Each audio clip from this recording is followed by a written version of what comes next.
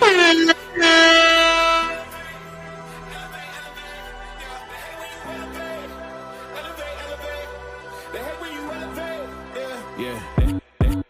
hate when you elevate. They stacking up losses, I'm handing them out, yeah, I had to go delegate. It feel like I'm floating, I'm lost in the moment, I swear I could levitate. They never believed that I would really fly, I had to go demonstrate. I had to set them straight. They hate when you elevate. Elevate, elevate. They hate when you elevate. Elevate, elevate. Yeah, they hate when you elevate. Elevate, elevate. I had to elevate. I'm way too fly. Yeah, I'm feeling myself. Ain't no chance I'm coming down, no. Got a soul view to myself, yeah. Why would I give it up? Why do they want to come take my place? I work too hard for it, don't need a replacement. Good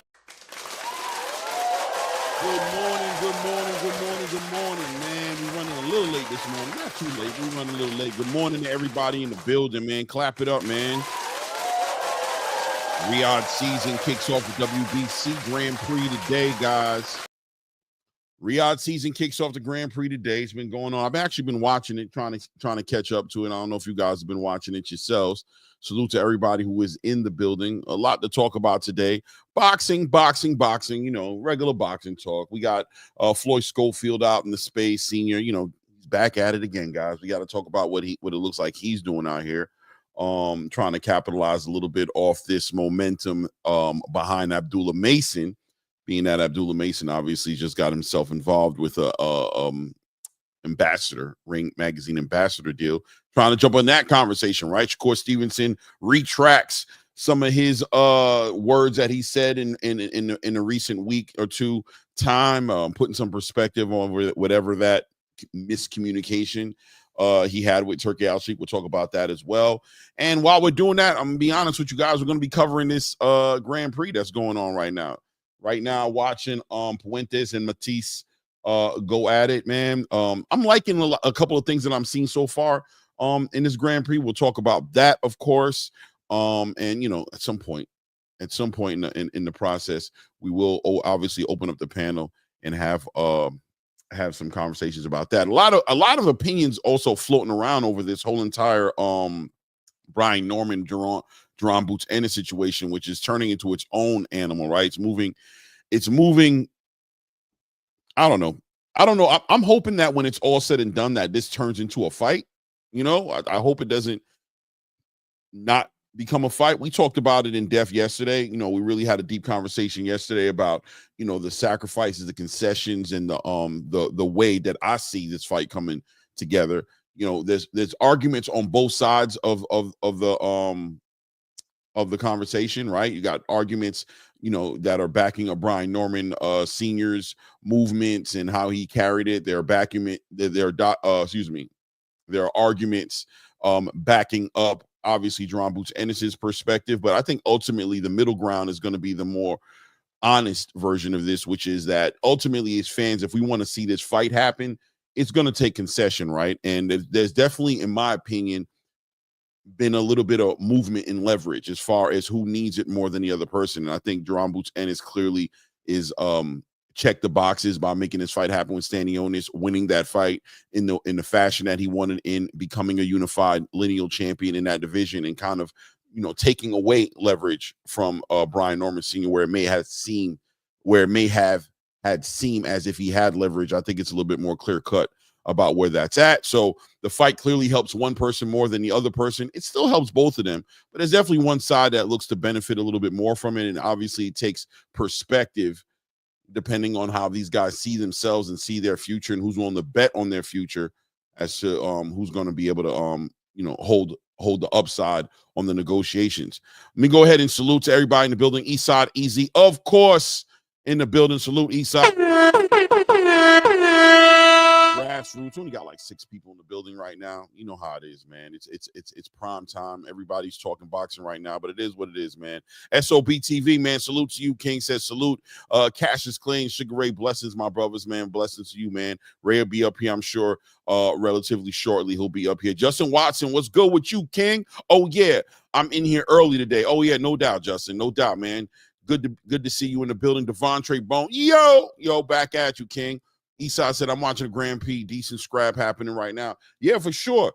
you know, the Grand Prix bringing out the best of these dudes, right? Like, that's the whole thing. This is the opportunity that's at the end of the Grand Prix. Not only winning the Grand Prix, that's the obvious prize at the end of the journey, but you don't even have to win it all. You know, the good performances are going to get rewarded probably with some with some showcases on some cards, right? On some Riad Season Ring Magazine cards down the line. Great dancing partners might come out of here. This is a prospect Grand Prix, of course. So they're building up the next generation of fighters through this Grand Prix, and you're seeing some good talent. So Ukrainian a little bit earlier. I didn't get their names down, didn't have time to write notes. I've been running around all morning. Oh, man, look, man. Oh, wow, Matisse really catching them here. Oh, man, a real scrap going on right now. So, yeah, man, I'm loving what I'm seeing here. We'll talk about it. I'm loving the judging, the way they judge it, how they have the live judging. We're getting the opportunity to see that in real time. And you guys let me know. We'll talk about it later as far as how I think that it puts the fighters in more of a, you know, kind of like when they talked about that Gervonta Tank Davis Lamont Roach fight where Gervonta didn't know what round it was. You know, you don't know what the scoring is, and you perform according to the necessities, right? Like Gary Antoine said about the tools. You pull the tools out that you need when you know you need them. You don't bring a hammer when you don't need the Allen wrench. You don't bring a screwdriver when all you need is a wrench. So if you know you're down on the cards and you know you're losing, that could put a little bit more resolve in the way you're moving, a little bit more aggression, a little bit more offensive. Fighting come from you, and also let the fighter know who's ahead on the cards that maybe he might need to pull back a little bit and protect that lead, right? So I think that's interesting. It's adding a different element to the game that, you know, just makes it a little bit more interesting, right? Let me see here. Keeping going down here. RC says, put me on game. What is the Grand Prix? What, RC? Are you serious? I hope I kind of described it right there, Grand Prix. RC, you know, Grand Prix is it's a tournament, right? And it's a tournament for the prospects. The WBC is sponsoring it along, obviously, with Ring Magazine, Riad Season. Well, more so Riad Season, right? It's sponsoring it. And it's for prospects underneath the age of, I think, 25. And yeah, I think it's underneath. I had it written somewhere here what the actual parameters were to have people in this tournament. But yeah, it's just a platform for the next generation of fighters coming up.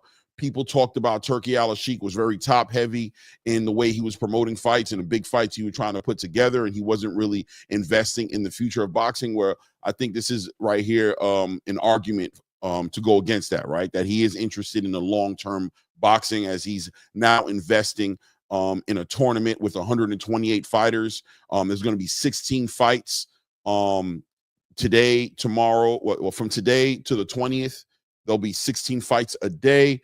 That'll bring the 128 fighters down to 64 fighters, or 68, 60, whatever that math is, 64 fighters. And then they'll reconvene again, I believe, in September, October, like September, I think, maybe even August, September. And then they'll reconvene again for the finals, the grand finales, which will be in December. And we'll have a winner of that Grand Prix and, you know, see what comes out of it on the other side of that. Hope that puts some perspective on that.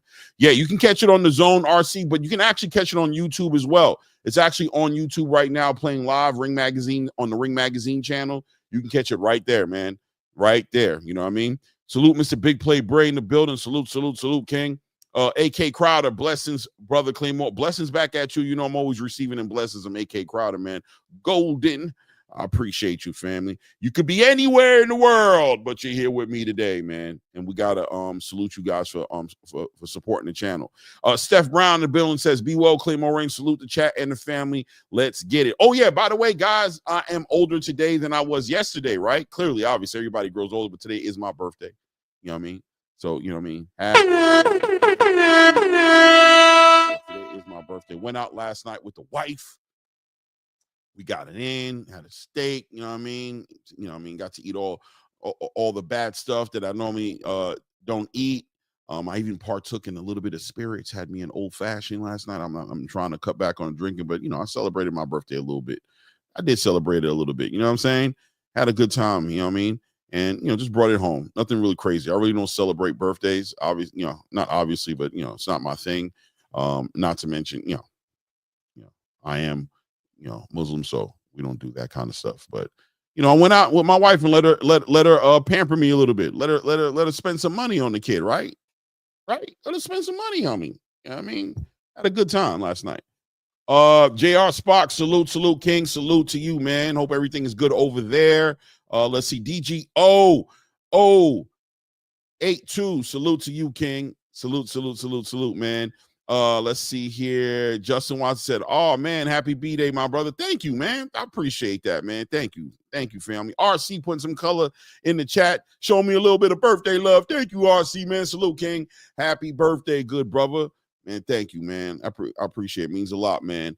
Salute. Let's see here. AJ Moore, salute to you, family. Hope everything is good with you. Everybody in here in good health. Justin Watson, man, it's a wonderful thing when your wife spend some money on you, ain't it? We don't miss out on those, right, Justin Watson? As soon as, I'm all in, right? Come on, let me take you. I'm gonna spend some money on you. Yo, yeah, bro. Let me go put on my Sunday's best, put some smell good on, man. I left my wallet in the truck. You know what I mean? It felt good to come in there. I just came in there with my keys in my hand. You know what I mean? Sat down. You know what I mean? Got some money spent on me, man. Ate good last night, man. I ain't mad at all, man.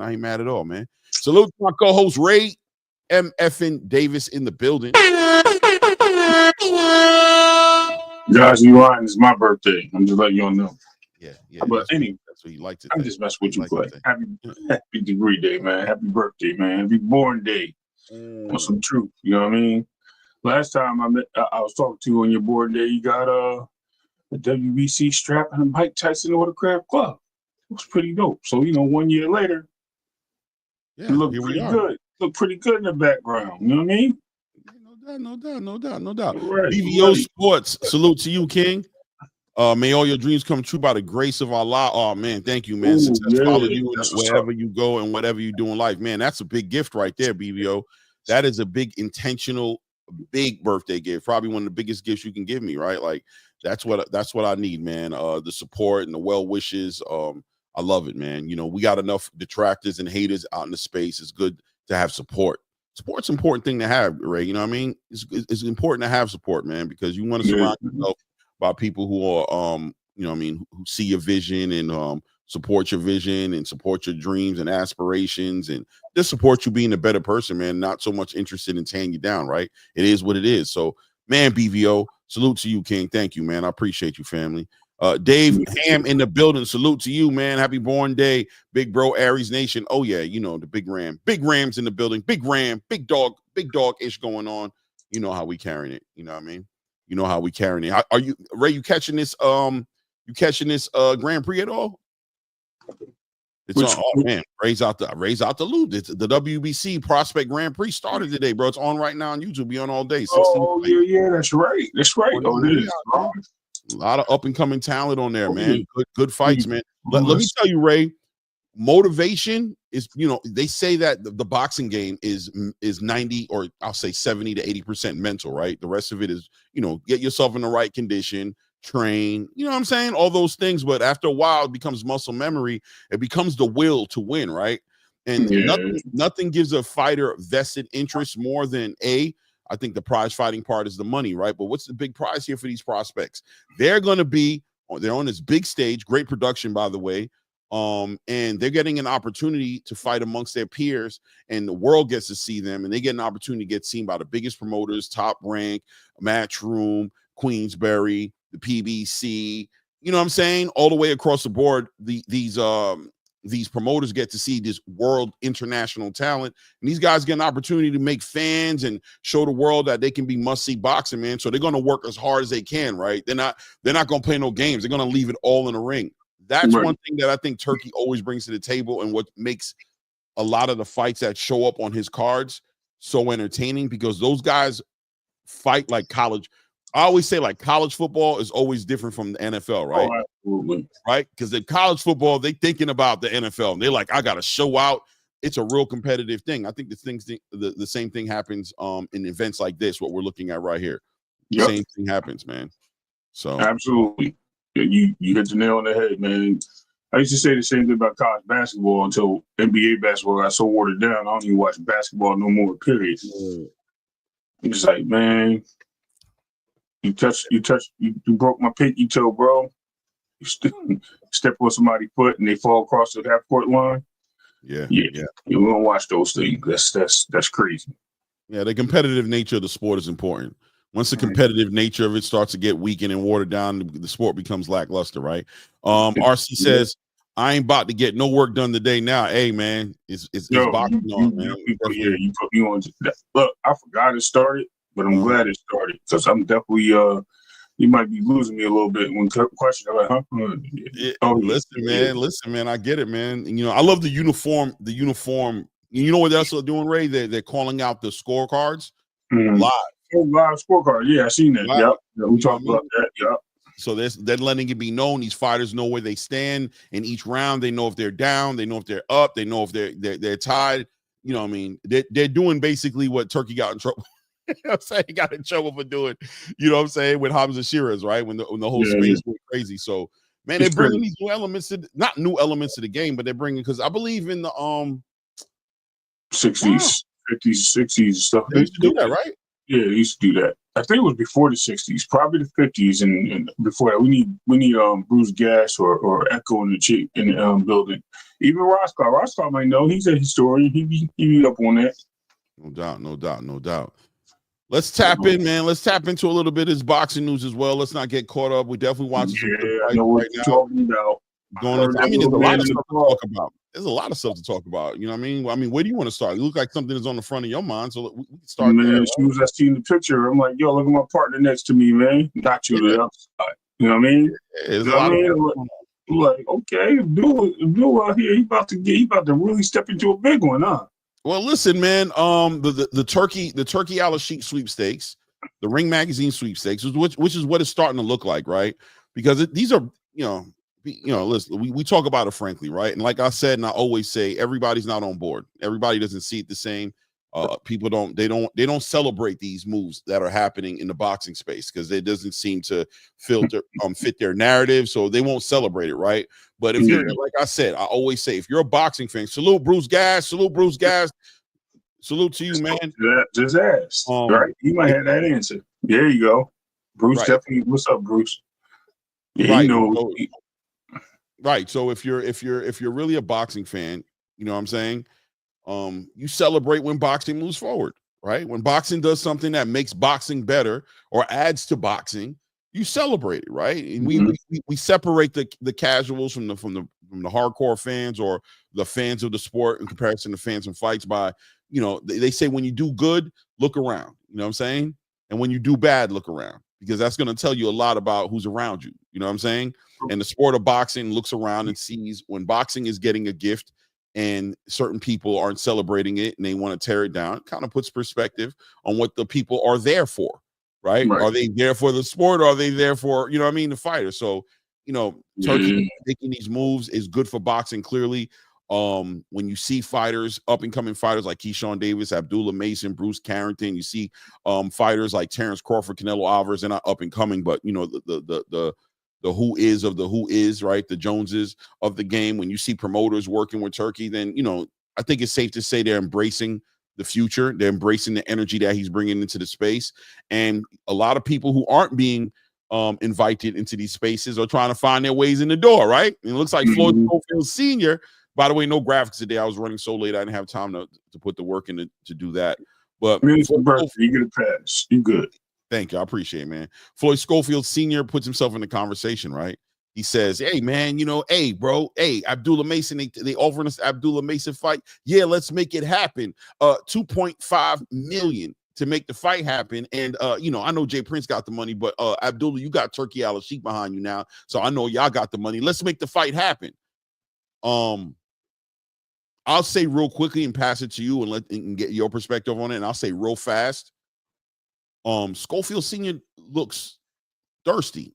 You just came from Saudi Arabia, had an opportunity to get some money and make a fight happen. Not only did you listen, it's one thing to get sick, physically sick, right? And not be able to make the fight, but you also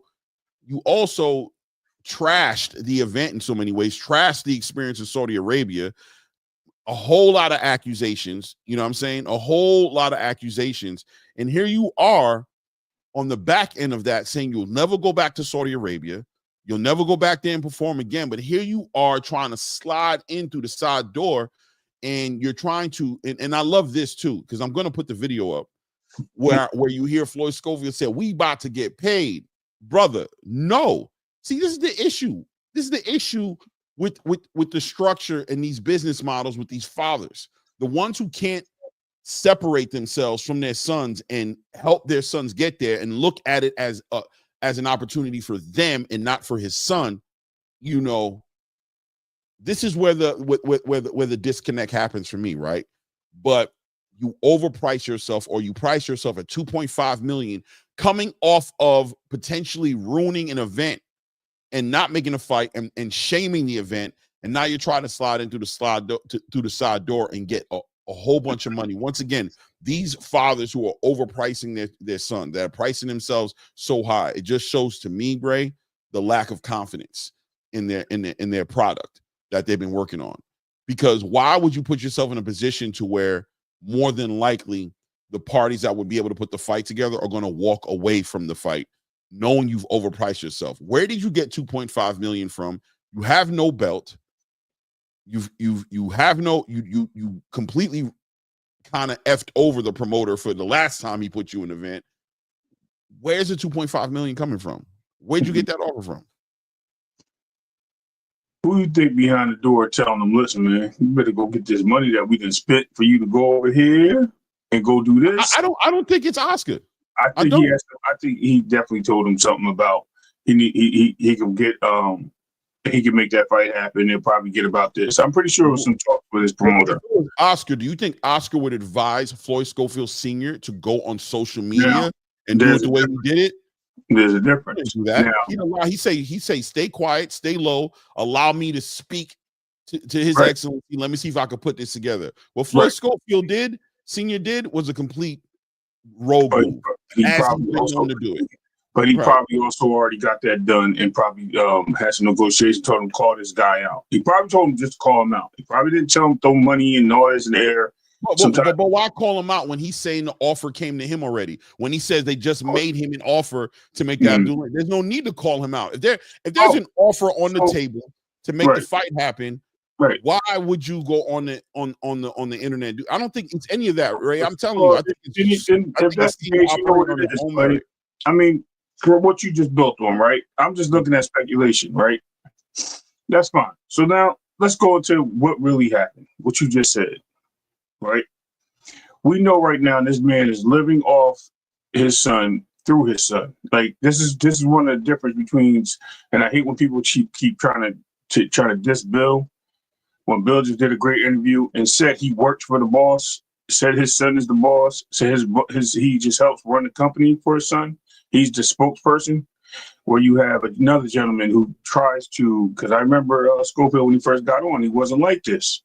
Very quiet, very respectful, and whatever. And as Floyd got moved up to 135, he started getting more and more loud, right? Now he's to the point where it looks like he's living through his son. I got to the point where I think a lot of these guys are living through their kids. We talked about this before. It's something that Floyd Schofield Sr. couldn't do. Could be a professional boxer or a professional athlete. Decided that, I'm going to get my son there. I'm going to push him. I'm going to make him get to these points. And I'm going to steer his career because I'm bringing home the bacon, right? We talked about this. The house he lives in is probably Junior's house, but he runs it, right? Because his son got him there. We don't know what Senior did. I don't want to know anything about his past. I don't really care. But for all these fathers that have all this stake inside their kids to be performers or at high levels, and they push their kids there, instead of just saying, hey, man, I got them there and this is what's next. No, they want to get them there and they want to take over and they want to be those guys. And that's what it seems like you're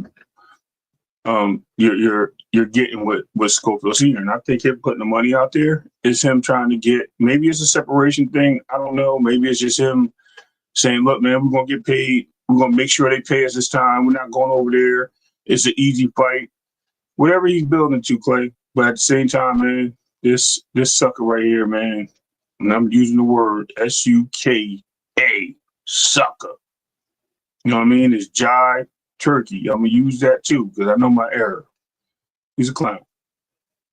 And what does that mean? I don't know. I can't speak for him until I know. Until he says something, I'm gonna keep it real like I do everything else. I speculated, but I'm gonna keep it real. I don't know what's wrong with this dude, man. I just think that he's just trying to reach his head in the pot and get back in good graces with Turkey after he did all that nonsense. That's the problem I have. I don't think he's trying to get in good grace. I think he's shooting from the hip. I don't think it's as thought out. I don't think it's as strategic.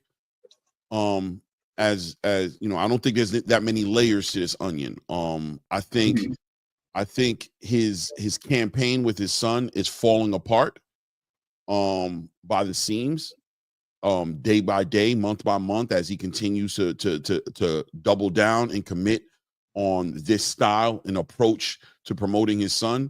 I think he's building a lot of obstacles for his son before his son's actually had an opportunity to actually earn some accolades, to become a champion, to unify, to have some great fights on his resume. Before you look at Teofimo Lopez as an example.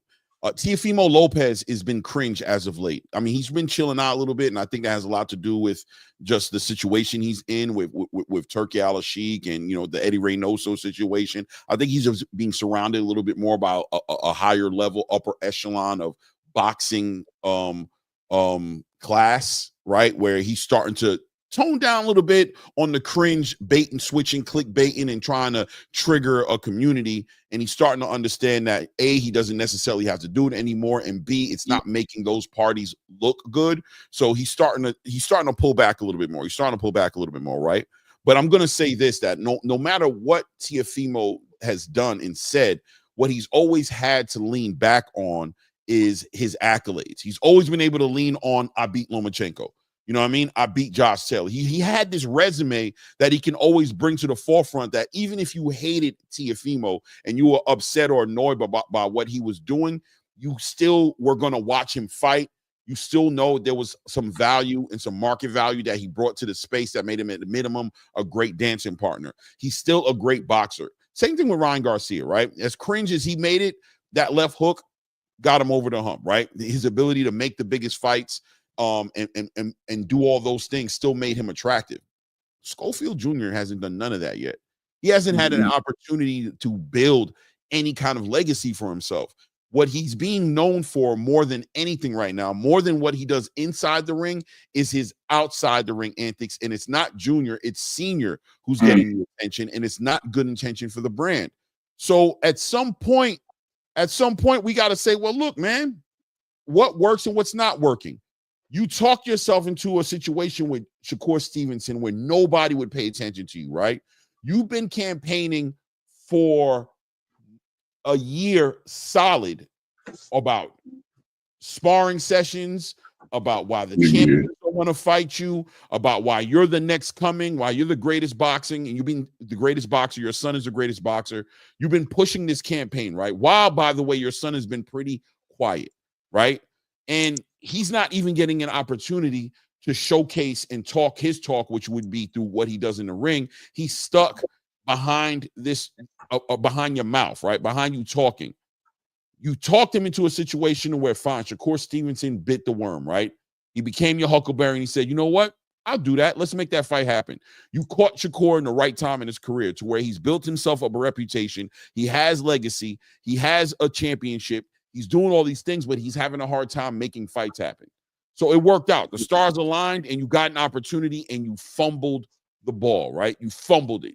You talked about cops coming to your crib over trafficking charges, your tires being flattened, spies in your camp, all types of accusations, right? You went all the way down this lane, and ultimately what ended up happening is no fight, right? Your son ended up sick, getting poisoned by some masseuse. You have all this paperwork. You're always quick to point out and say, listen, the paperwork is out there. Go do your research. I ain't lying about none of this. So that's cool, right? No fight happened. Your biggest payday, right? Close to $2 million, I think it was. You guys were getting ready to change your whole entire game plan, right? Your biggest payday, you fumbled the ball. It didn't work out for you. You come back to the States. You made all these accusations. Nothing's come about it. Now, supposedly there's an opportunity here for you and Abdullah Mason to fight each other. And instead of doing everything you can to help this fight move forward and be like, this is the opportunity we need. This is the get back, the comeback opportunity to be on a stage, perform against the prospect of the year and Abdullah Mason, stop this guy or beat this guy, and we can rejuvenate and we can revitalize and recharge my son's career. What do? You come out and you jump into another ante. You double down. You double down and you start talking about $2.5 million. Brother, if life ain't going to teach you, I hope that at least is teaching your son. I hope that Junior is catching the lesson. If Senior's not catching the lesson, I'm hoping Junior's catching the lesson, right? I'm hoping he's seeing the trajectory that he's on. He's seeing his stock go down and down and down. He's seeing the reception and the reaction to everything his father's doing. And more importantly, he sees that it's not manifesting into anything positive anymore. It was good until it wasn't. Oscar threw shots at the whole entire Shakur Stevenson fight. All these things that are happening right now, I'm hoping that he at least sees it. Because I'm being honest with you, Ray, I don't think Senior's seeing it. And I don't think he's going to see it. I think he's drunk off the Kool-Aid and he's just not going to see it. But Junior, you're a man. You're a man. I don't know if you know that yet. And I'm sure you'll say that you know that you're a man. But I'm going to tell you this. You don't got to be part of no damn circus that you don't want to be part of, bro. You don't got to be. You can make choices that you think are going to benefit you. You can get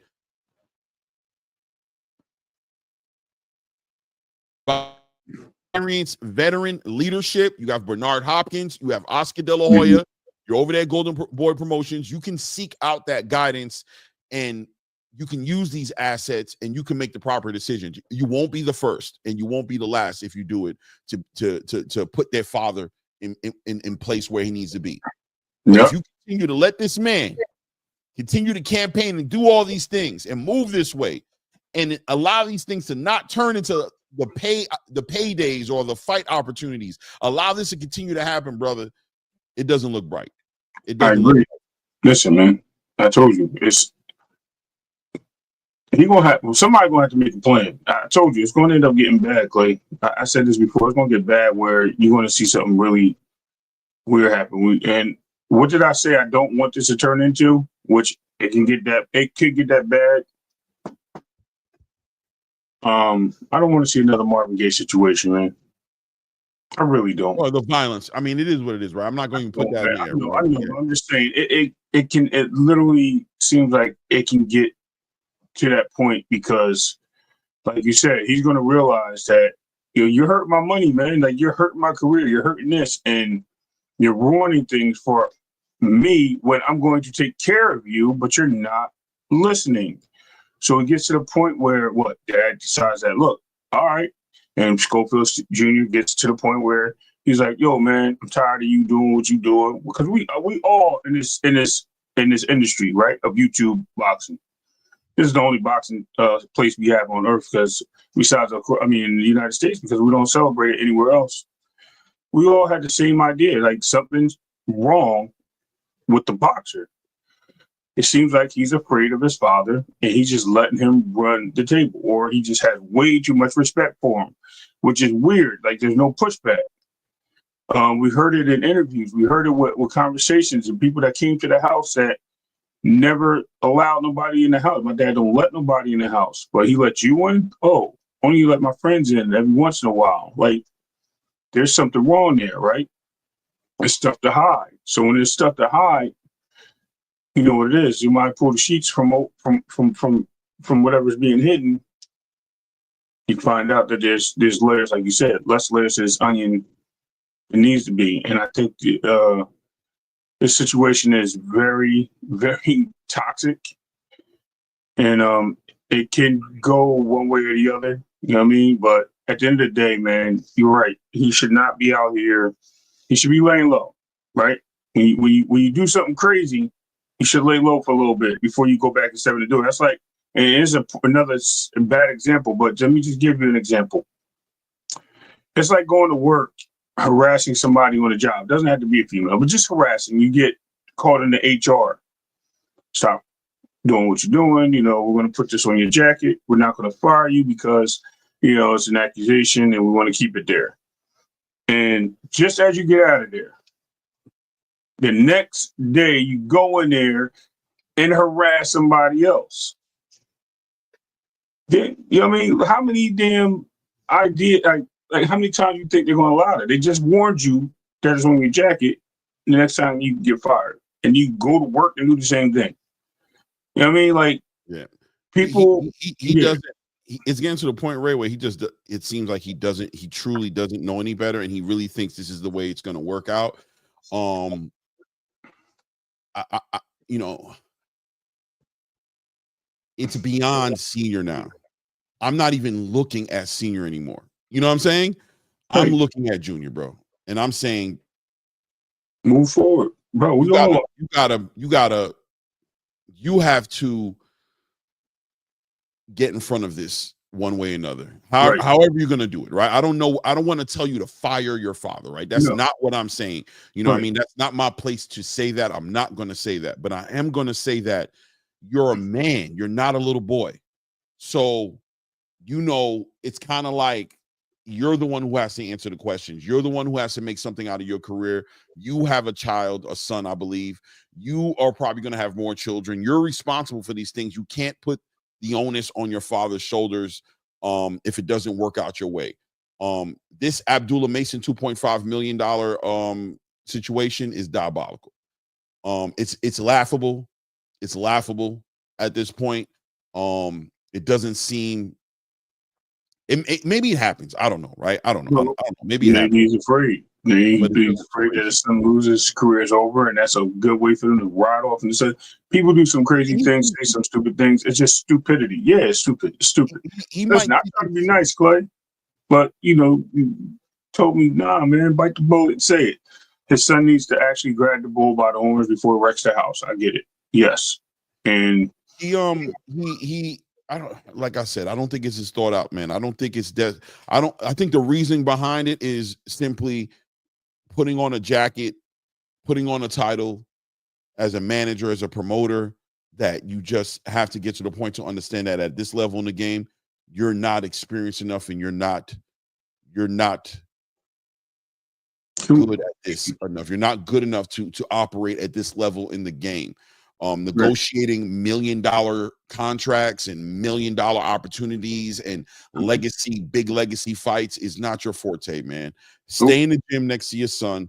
Stay motivating him the way you've been motivating him to be the fighter that he is, and allow the people you've hired to move the needle for you. And if you're having an issue with the faith and having faith in those people, if you don't think they're moving it the right way, and you feel like it should be done better, then seek out the vehicle that's going to give you that result. But you are not the one, and time is not on the side of any boxer, because there's a window, there's an opportunity, there's physically ready, there's prime time, there's a time for every fighter, about a 5 to 10-year window max, usually inside of 5, but 5 to 10-year window max, where they can capitalize on everything God's given them before the rules of nature start to kick in, the age start to kick in, the injuries start to kick in, all those things start to kick in and take away from who you are at the best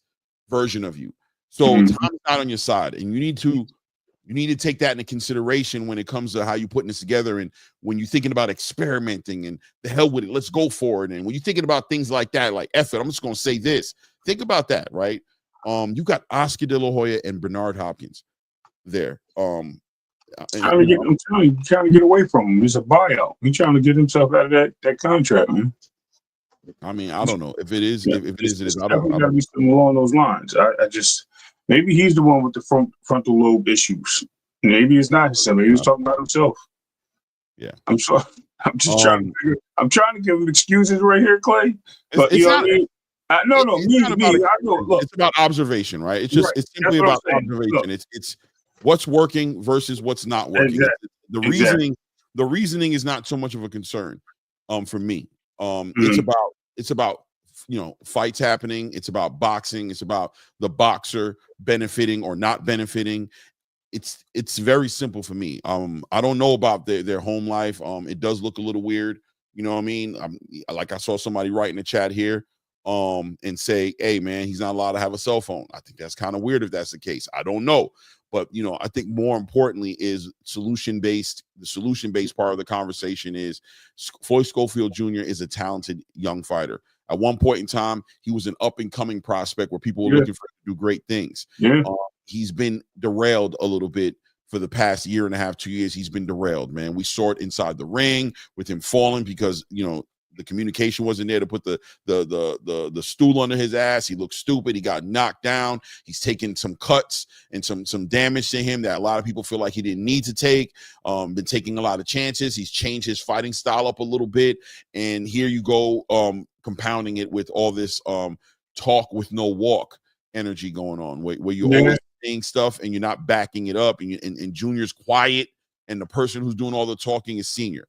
These things are the consistent denominators throughout this whole entire situation. You can place them where you want to place them, but I'm interested in seeing Junior get involved in big fights. I'm interested in seeing his career move forward, but without a doubt at this point, Floyd Schofield Sr. seems to be damn near more in the way than part of the actual the evolution of his son. We see when Junior turns the switch on, right?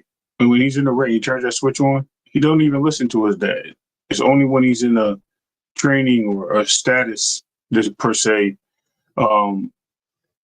type of condition where he allows his dad to take over and do certain things. But once it seems like he flips that switch, I've never even seen a person with a boxer really that stays off of social media. You never hear nothing about him, but their father is on social media and he says more things than anything. Maybe he's on to something, but at the same time, it just ain't a good look. Like at the end of the day, we can move forward from there. It just ain't a good look. You want to talk about the basis of the fight? If that does happen, how it looks. No, I don't even want to talk about that. I don't even want to talk about it yet because the fight isn't happening yet, right? We can move on. Fast forward. Fast forward. Right. We can tap into to Shakur. Yeah, shout out to ETB who went to the building. Salute, my brother. ETB's here. Salute, King. I ain't see you, but salute. Yeah, he snuck in. I seen him. He said, "Hey guys," I seen him. Salute, guys. Right. Yeah. So Shakur Stevenson replies and retracts some words, right? Revisits his position on the topic of Turki Al-Sheikh and his role in this fight happening or not happening between him and William Zepeda. I think we know as of the last time that we heard about this story as it's been developing, Shakur was kind of upset a little bit, right? He was at odds with the way Turki Al-Sheikh dealt with this fight, right? Turki Al-Sheikh had spoke to Shakur Stevenson, promised him a certain amount of money, promised to be involved in a certain capacity in the fight happening between him and William Zepeda. It's been a journey since that first conversation, as Shakur's had injuries and had to do a fight that, holding Floyd Schofield Jr. was involved in this as well, where Floyd Schofield Jr. got sick last minute. They had a last minute replacement in Josh Padley. Pretty decent performance by Shakur Stevenson, in my opinion. But ultimately, the next fight was supposed to be William Zepeda. And it seems like it still may be William Zepeda next, but Turki Al-Sheikh has changed his position on the value of the fight to him. Some of the outside intangibles are where the fight's going to be, from what Eddie Hearn said, right? It's Turki Al-Sheikh's offer was based on Shakur Stevenson performing in Saudi Arabia, and being that the fight is being talked about to happen in the States, according to Eddie Hearn, Turki's price point has changed. Yesterday's price isn't today's price. Shakur communicated indifference on Twitter. We know Shakur is a very vocal person on Twitter, probably one of the more active fighters on Twitter. Out of all the fighters that are in the game right now, Shakur may be the most damn active fighter on Twitter. He responds to everything. This one throwing a little shade at Turki Al-Sheikh, but ultimately seems like he's retracted his position a little bit, and he's retracted the position a little bit and kind of apologized. You know what I'm saying? Says, excited about my next fight. It was a misunderstanding between Turki and my team. My apologies on my part for overreaching. Let's work. Where you standing on this? How you feel about this? Listen, man, I think the understanding was, and I've said this before, again, I mentioned this, man, you had this conversation where I said, and I think we just talked about it privately after the last show. I've always had a likeness of Shakur's career and how he moved, how he was as a boxer. Right. Never had an issue with it, none of those things. But what was the problem that I think I came up with was he started talking a little bit too much. He started trying to put his name in certain things. And it looked like he and y'all can hate me for saying this, whether you do or not. I think it was kind of like him mimicking other fighters' careers to see if he could put himself in positions for certain things, being that he was at Top Rank and he wanted big fights. Moving forward, I kind of got accustomed to it, and I think he settled down a little bit, and he pulled back from where he was to now. I mean, he's still a little less, but he seems like he has a tendency of being a hothead. And I don't mean like he responds to things that people can easily get under his skin, and he moves without thinking. You know what I mean? Like I tell my kids, like, before you say something, think about it. You know what I mean? Make sure you say everything right so you don't have to go back and retract or pull something back to get yourself out of a bind. I think he was an understanding, right? I think Eddie, and this is what me thinking, I think Oscar offered him to fight in Vegas, right? They knew that the fight was going to happen in Riyadh. He offered him to fight in Vegas. Shakur and Eddie accepted that. And when the offer came on the table, you know, it was less than what it was. And I think Shakur then later, Turki then later revealed that it would be less pay if we're going to do the fight there instead of here. And I think with all that being said, we had Oscar now taunting somebody he knows is easily taunted, because he knew that Shakur, maybe in whatever conversations they had behind the scenes, was irritated with knowing he was going to make it less. No one knew about this. This is all behind the scenes stuff. Who opened the door to that and privied it, knew it was a touchy situation? Oscar. Shakur bit the bait. Shakur went out there, started saying things that he didn't mean to say. Pretty sure he sat down with his publicist or whoever was there and was like, look, man, Eddie told us, you know what I mean? Eddie revealed the situation, the plan. Turki talked to us about the plan. We know what this is. It's not like we're blindsided by this. This is what it is. Like, we moved events and things of that nature. Like, certain circumstances have changed things. You're still getting paid. You're just not getting what you wanted to get paid because of changes.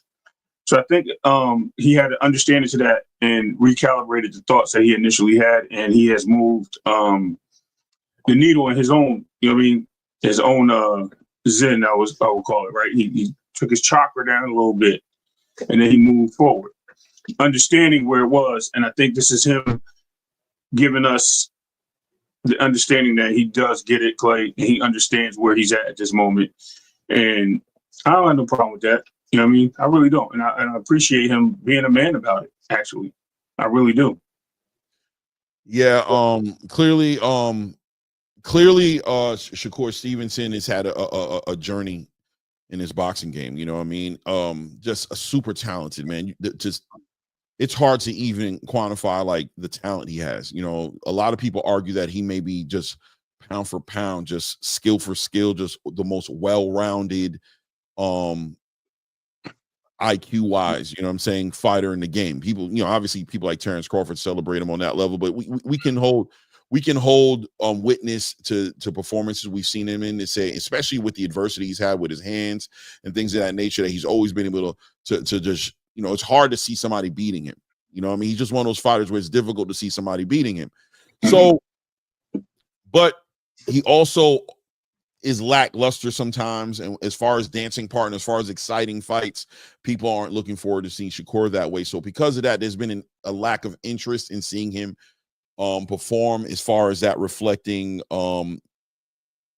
asses in seats or pay-per-view sales or things of that nature. And on the other side, the risk is that he'll embarrass you, that he'll school you, that, you know what I mean, what he brings to the table, he'll derail you and maybe not bring none of the prize with him.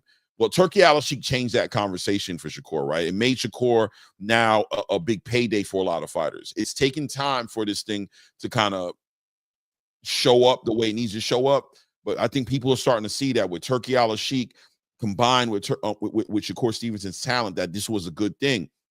So to see Shakur kind of come off the hip and just throw shots at Turki, kind of let Turki catch a stray, to me, it threw me off a little bit, right? I said it earlier. I was like, yo, hold up. I think you might want to reconsider the angle you're coming at, because this is the one guy who's actually resurrected and brought like meaning to your career. Because most people always have talked about, most fighters, that is, why fight Shakur, right?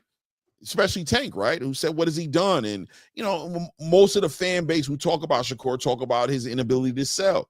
He's not an exciting fighter, all these things. Well, Turkey was the one thing that kind of evened the playing field for you.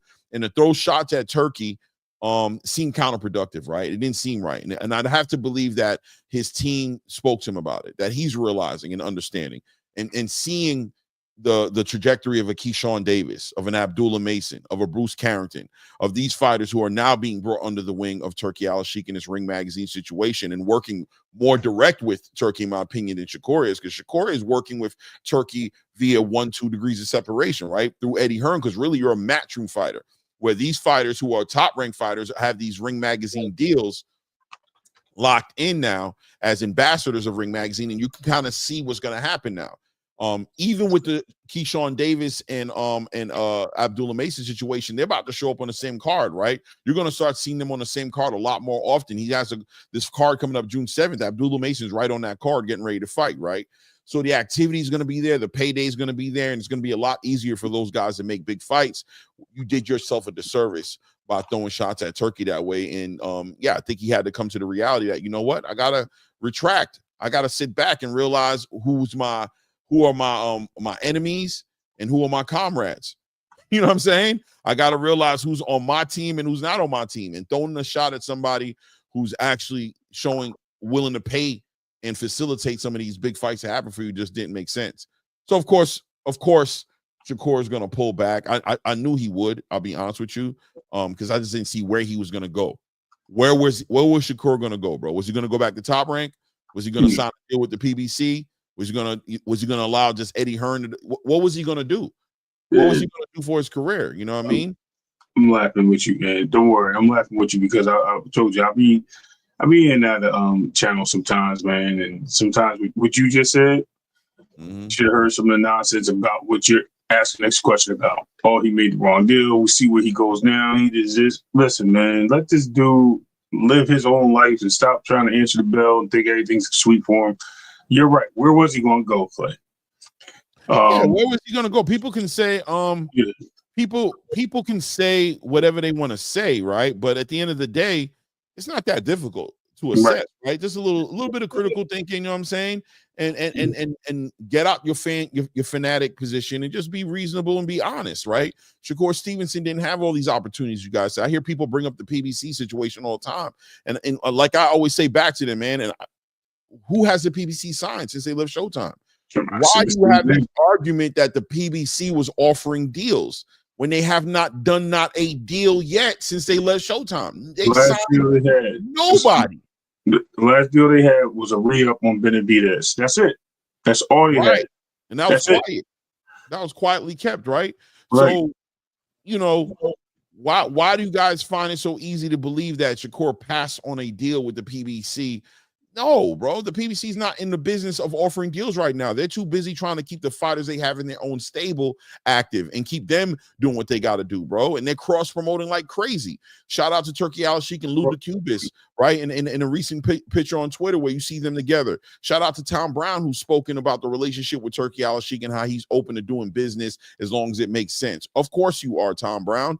Of course you're open to doing business. Of course you are, Al Heyman. Of course you're open to doing business that makes sense and that's going to help your company. There's no fake war going on, as the fans would have it look like, as if these companies are under a rock somewhere or so prideful that they're going to do something that's going to spike their own. They're going to cut their nose off to spite their own face. They're not going to do it. They're going to work wherever the work is at. And right now, right, Turki Al-Sheikh is offering the bigger opportunities in the boxing space, and you're seeing it. You see what he did with Keyshawn. You see what he did with Abdullah Mason. You see what he did with Shushu. You see the long list of fighters, and I'm telling you guys, anticipate more. You see what he's doing, Ryan Garcia, Devin Haney, Teofimo. There will be more. This is what's going to end up happening because this is what makes sense unless you have a solution. And once again, all the naysayers and all the detractors and everybody out in the space who has something else to say about it. Well, very similar to to the two main parties that are running the country right now. Well, you got one party who's, seems to be problem solving orientated right now, presently. Things can change. And you got another one who's more so focused on highlighting the deficiencies in another party, right? You don't see them bringing the solutions. You don't see the ideas flooding the space on how to benefit you as a citizen of this country from that party. And it's the same thing in this boxing space. The people who are detracting and knocking Turki Al-Sheikh, who's more solution-based, who's got a Grand Prix going on right now for the prospects, who's giving these fighters deals right now, fighters who are on companies that are losing their network deals, and they're not able to facilitate the fight the same way. You have that side of the game that's actively growing and moving the needle. And then you have the other side of the game with people who have nothing better to do than to criticize that, but still haven't brought any actual solutions to the table. Still haven't brought any actual real ideas that will help benefit this American boxing that you're trying to protect so much and keep at the forefront, right? You celebrate everything they do, even if it doesn't make any sense, and you cuss out and attack anything that's on the opposite side of that conversation. In your mind, by the way, because I want to be clear that I don't believe Turki Al-Sheikh, Eddie Hearn, Riad Season, Ring Magazine, I don't think they're on the opposite side of the conversation when it comes to the PBC top ranked Golden Boy. I think they're all in the same conversation. I think he's trying to get in where he fit in, without a doubt, personal interest on his country benefiting from it, his country getting bigger from it, without a doubt. It's not exclusively just to benefit American boxing, but without a doubt, there's a solution. The solution in their conversation that helps the sport in general across the whole entire spectrum of the sport. Mm-hmm. Right? I agree. It is what it is. It is, because it is what it is. Like what we always say, man, look, he'll be fine, man. Like I said, I just think he just has a reaction. You know what I mean? It's very easy to boil his temper. You know what I mean? And I think it's shown over the years. And I told a lot of people, like, yo, he has to control that. It might even be best for him to ignore anything, and this is just my opinion, to ignore anything that comes out that may, like just to create discipline, that people may say that gets under the skin, and just ignore it and just only talk about the things that are positive for a little bit, to kind of get him to, almost like a practice, just to get him to elevate himself past the people that hate on him, because I think he's just responding. And listen, I'm not giving Jersey a bad rap. I'm not giving Houston a bad rap. I don't know where it came from. I'm from Jersey. I don't never see nobody. I see a few people act like this, so I'm not gonna say it's not far-fetched that it didn't come from this area. But a lot of these young guys do that, man. They just want to be so thorough. You know what I mean? It's like they want to be hip hop stars, and this isn't a heavy sport, man. They want to be these artists that grew up in the 90s and the 2000s. They're so bad that they need this thoroughness to run who they, run and let people know who they are, instead of just being businessmen and being the athletes they are. I hate to say this, Clay, but there's so many times, I'm glad you brought up the demographics of things in politics, where, and this is just a real quick sidestep to slide over to another sport. Like when you look at the NFL, right? How many of these people in our communities, or from our communities, are always in the media for something crazy and heinous, or talking to interviews, and they saying some crazy stuff, right? And then you look across and you see the Tom Brady's and the Bud Blackwells and the John freaking Dickerson, I don't know, just throwing names out there, right? And they out there, and you like, damn, bro, they don't act nothing like us. And you're like, well, that's because they ain't got no swag. And they, like, do y'all not understand? Sometimes they talk about us putting on the show, like we're the clowns. You know what I mean? We put on the circus for the fans, and I think sometimes we don't realize that that's what we portray to the people outside of our community, and we at home celebrate the ignorance sometimes, which is crazy. So, I mean, I think this is not as far-fetched to say that this is the same case scenario, but this leads to that, Clay. This comes from that. This is that energy. Like, nah, man, I'm standing on my own. Like, come on, man. You ain't the one with the money. Understand that. And when you understand that somebody else is paying you, then you come back retract your situation. Like, my bad. Yeah, we're gonna do this the right way. It should never come to that. You got to start using your business senses sometimes, especially when you're these athletes, man. You shouldn't have to publicly apologize for things that you can think about before you stick your foot in your mouth. If I'm wrong, Clay, let me know. No, it is what it is, right? So Shakur retracts the words like I thought he would. Let me ask you a question. Do you think that Turkey is working something? You think Turkey and Shakur, are working something out towards a big fight? This is why I'm asking that, right? Because clearly Turki Al-Sheikh has shown that he's not very interested in the Williams Zepeda fight as much as he was, right? I'm not going to say he's not interested in it at all, but where he was at with that fight in his mind, it doesn't seem like he's holding the same opinion on the fight. But Shakur has been told to or Shakur's decided based on whatever information he's gotten that, that, I just noticed that. Well, I did just notice that, man. Hold on a second. What's this? Oh, okay. It's not what I thought it was. Okay. Anyway, that being said, let me not be distracted, right? Something is Shakur said, let's get back to work. You think Turkey's working out a bigger fight maybe than the Williams Zepeda fight with Shakur right now in the background? And absolutely. If there is a bigger fight, what fight do you think it is? You know what it is, man. Ain't no secret, and nobody. I told you. Watch this guy come back around, and he gonna get his 3. What he said, 3 Ferraris? Yeah, he gets 3 Ferraris, y'all. So you think the tank fight? You think the tank fight is being worked on? Absolutely. I think there's a good chance of it as well. I think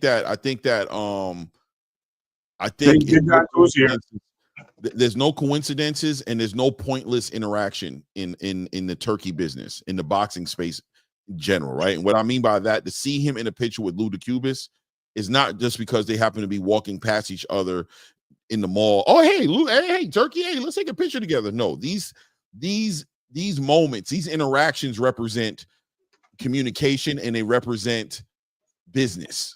They represent when Turkey's having a picture like that get posted up with his likeness in the picture, it represents look out. Something's coming.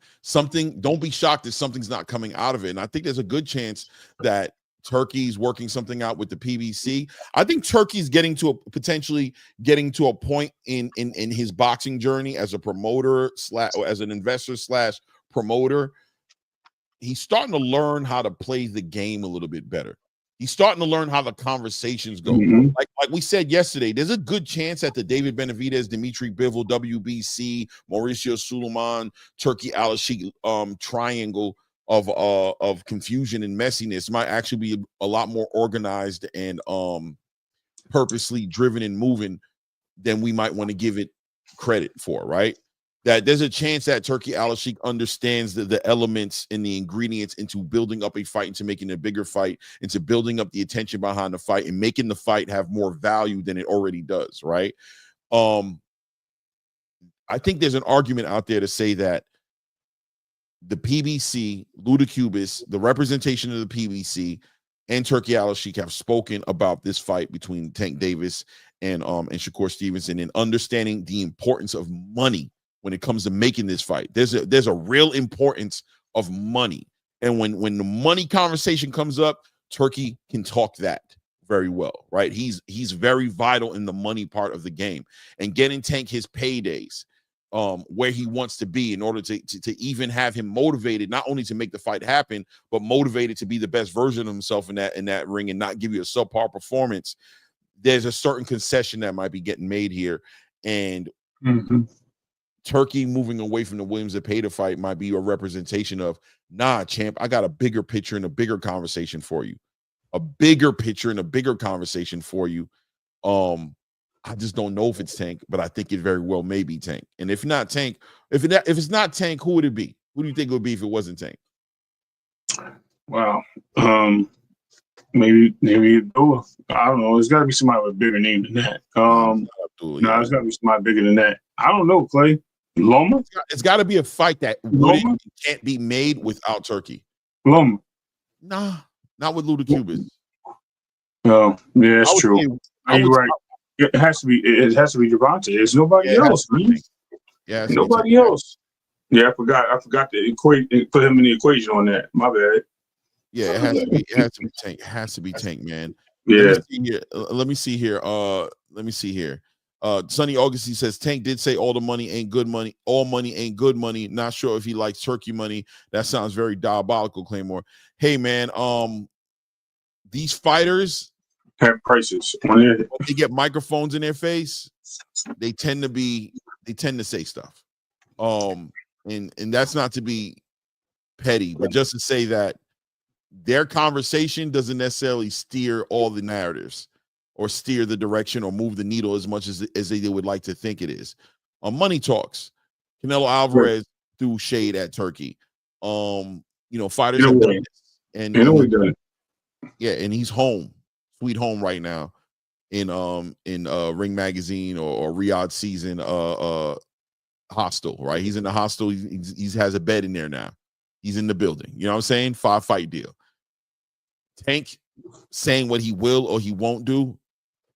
Tank is in this game, especially the fighter that Tank has shown us to be, which is a very money-driven prize fighter, energy-driven fighter. Turkey knows how to talk that talk, man. And ain't too many people in the boxing space talking that money. Probably nobody talking that money talk like Turki Al-Sheikh right now. And except no matter what Tank says, not even him. Which is no money. I'm just saying, no. He's about to take that bag, right? So, and I ain't mean to cut you off in the middle of your words, but to what he just said, no money ain't good money. But you were about to fight somebody way in the stratosphere of your weight class for money. So take that into consideration. My bad, Cliff. Yeah. When it comes to the money talk, Turkey talks it well and talks it better than most. Tank is going to be okay. And, Tank is not the one managing this whole entire situation. It's Ludacubus, it's Tom Brown, it's Al Heyman. These are the people in the background that are making these things happen, believe it or not. Now, Tom Brown did say that, listen, he put the onus on the back of Tank to say Tank gets to do what he wants to do. He doesn't even want to talk on Tank business. I think all that represents pushback by Tank personally. The idea that Tank is becoming more vocal, and he's becoming vocal with his action, where he doesn't want to talk as much anymore. He wants you to act right. And if you're not acting right, he might threaten you with a retirement. He might threaten you with pulling away from the sport and just completely dealing with it in a way that just, will burn the whole ship down and sink the whole ship. Even if that's costing my future, we might do that. You know what I mean? It is what it is. Yo, salute to Anton Ziegler showing love in the chat, putting some color in the chat. Said, "What's up, fellas? What's up to you, family? Hope everything is well with you, man. Appreciate your support, man." Absolutely. Justin, we gotta get him a wrench. And we got to get the Cardenas a wrench. I was like going through. I'm like, yo, too many people in here without wrenches. There, you know what I mean? Been coming around for a minute, but yeah, Clay. It's definitely got to be, in my opinion. I mean, this is not me throwing. It definitely sounds like there's some big money coming his way in the Tank fight, and there's no one else for this to be the case. No one. Yeah, man. So let's talk about this Keyshawn Davis. Looks like the card is being the card is out there now. It's being pretty much promoted. Tomorrow's going to be the kickoff press conference for that card. Keyshawn, we know, fighting against Edwin De Los Santos. That one's been finalized. But nice. What do you think about Abdullah Mason fighting Nakatilia? Is Nakatilia still a threat in the boxing world? Like, not trying to be funny. You know what I mean? Like, it seems like I think it's a great fight. I still think Power's the last thing to leave. I think he's still decent fighter to put yourself in the ring with, especially for an up-and-coming fighter like Abdullah Mason. Mm-hmm. I think it's a great fight. It's a good stepping stone. We'll just have to see how it goes. But yeah, I like the odds of that fight, man. That's a dope combination. At this point in Abdullah Mason's career, I'm more interested in his development, right?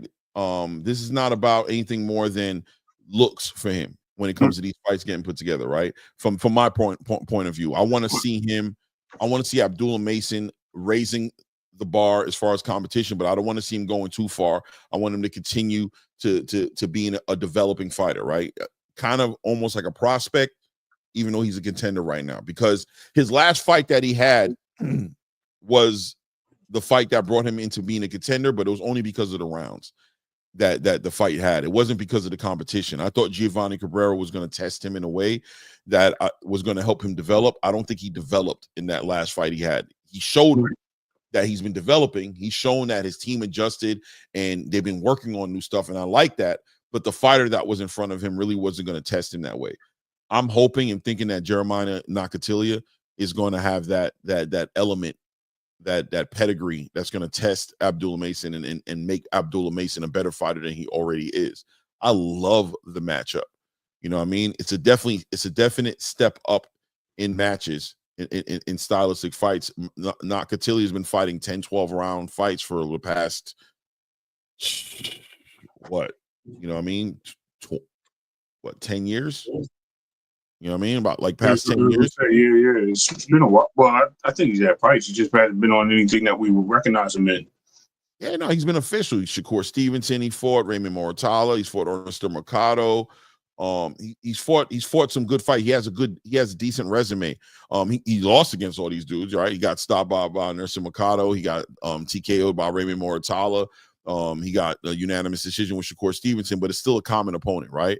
Right. So it's still a common opponent now with the who's who in the division. He's starting to share those fighters on their resumes. They're starting to be on his resume, and I think that's a good thing. I'm loving it, man. And he's a co-main event on this card. I think that's another awesome thing, right? He's co-main eventing this card. Right. This will be his first co-main event, if I'm correct, right? Yes. This is his co-main first time, because I think he's been on the undercard most of the time, right? Yeah. I don't think he fought on the main card yet. No, he fought on the main card in his last on the last main card. I thought that was. Oh yeah, it was at the bottom. It still was at the bottom. Yeah, you're right. I mean, it's still going up. It was. You're right. I mean, he's moving nice now, and I think that as a co-main event to Keyshawn Davis, I think it's a great look. Keyshawn Davis is an up and coming fighter, future face of boxing energy, that he's carrying right now. I think it's a good look, man. I'm super excited to see. I can't wait to see the press conference tomorrow and see what they're talking about. Let me see here. Junior JR Spock says, I'm not Mason's manager. I want to see a competitive fight with someone who's close to his level. I'm tired of watching Mason dunk on slow and aging Latinos. Yeah, I agree. We're not his managers, but I think when I look at Abdullah Mason, I'm looking at the future of boxing. I'm looking at the big fights that are going to come, and I'm looking at those fights being competitive. And that's the kind of fan I am, right? It's not that I'm trying to necessarily manage him, but I am interested in him being developed the right way. I don't want to see his best fights now, necessarily. I know there are bigger fights that come down the line, and I know his development has a lot to do in the quality of those fights. His development does, and I think that's important. And take that into consideration, not burn it, and just have him right now, just throwing balls to the walls and throwing them in there with Shakur right now, or don't get him hurt. Yeah, I mean, I heard they was even trying to make, besides the fight, they were really trying to get the Andy Cruz fight, but it wasn't happening. Eddie was like, nah. That could potentially be a fight that's really good in like a year and a half. You know what I mean? In another year and a half. Allow Andy Cruz need to become more active. Period. Yep. He needs to become more active. Eddie needs to kind of figure out how he's going to move him and make sense of it all, because it does seem like they're trying to fast track him and trying to immediately throw him in his next title opportunity. And they're putting a lot of emphasis on his age. I get it. But at the same time, look at how Abdullah's moving. He's fighting 5 to 6 times a year. You know what I mean? This will be his third fight this year or second? Hold on. Third fight, right? At least his second, but I'm thinking it might be his third fight. I think you might be right. Hold on. Let's see here. This year, this will be his third fight. Yeah, he fought Manuel Jaime, and he fought Carlos Ornelas in his last fight. So they're activating him. They're getting him very active. And Andy Cruz should have a very similar situation going on, and I don't see that for him, and I don't know why. I mean, I don't know if there's a difficulty. I don't know what's going on with Eddie Hearn and how he's looking at it. He's fought one time this year. Yeah, I had 2 fights this year. Cruz. I thought he had 2. I thought he had a fight. One fight. Omar it might be. I thought he had 2. I don't know why I thought he had 2. Maybe he fought in December or November last year, and it just seemed like No, he fought the last fight he fought before that was Antonio Moran. That was August of last year. Damn. Yeah, they need to put not active. Yeah. That's some. Wow. I mean, look, the dude's been pro since 2023, and he only has 5 fights. Yeah. They need to start stepping him up, man. This is not a good look. Not a good look. And for all the times I've leaned on Eddie to say, look, man, you're doing some good things with some of these stars. This is one of the stars you're really not doing enough with, and it's going to show.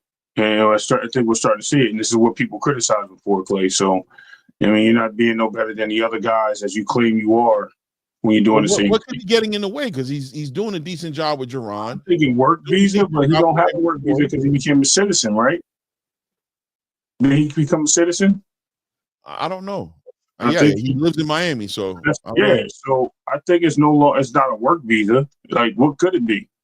Yeah, it's not that. It's about who he is. And the caliber of fighter that they're giving him respect of being is okay, but he's high risk, low reward. So you have to build him. You got to get him active. You have to put him in fights that can be made. It seems like they're kind of holding out on making the big fights for him. Like they're trying to hold him. They protect. He's 29 years old. So it's like, oh, we don't want him in the ring with the wrong guy. He has to be the right style, whereas Abdullah Mason is 21 years old. You know what I'm saying? They have no problem getting him active and putting him in the ring with a lot of people. Andy Cruz, it seems like they want to get him in the ring with the right fights, but the right fights that you want to put him in there, how motivated are those dance partners at putting their hard work? These guys are 15, 20-0, 17, 20 plus, you know what I'm saying? And building, trying to, build legacy for themselves. And how many of them are eager to jump in the ring with a professional fighter with 5 fights on his record, and that'll probably beat them. You know what I'm saying? You got to get him now. Like they only got a large stable at 135. So that means they got to reach across the street a lot of times to make certain fights. So that could be another big what's the name? Roadblock, right?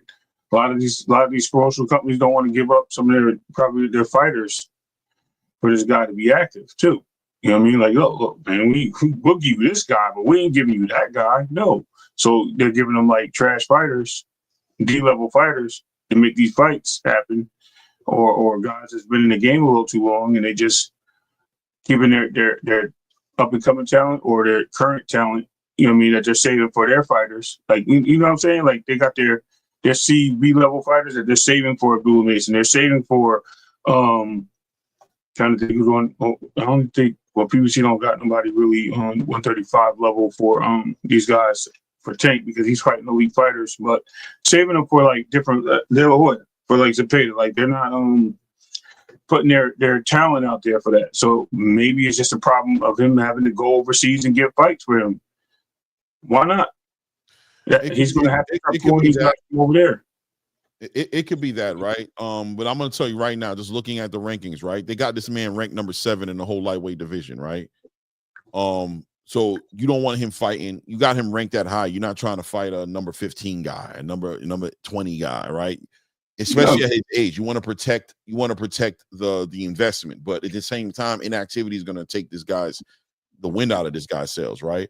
But if he's top 7, who's willing to put their, Frank Martin 18-1, Dennis Baranchek 19-1, a fight that I think realistically can happen for him that could help him out a little bit would be a Tevin Farmer fight. But Tevin Farmer could derail him. Right. The way that Tevin fights. So you want to protect him as well. You don't want him to fight against somebody like Tevin because even though Tevin is a veteran and would be a great fight, he can beat him. And Andy Cruz is 29 years old. Right. So it's just kind of crazy. Everybody else who's above him, who's above him? Raymond Moritala, William Zepeda, Shakur Stevenson, Keyshawn Davis, Vasily Lomachenko, and Tank Davis. None of those guys are going to fight him right now, bro. Nope. It's not worthwhile. He has to go back. He has to go down. Right. Right. It's not worth happening.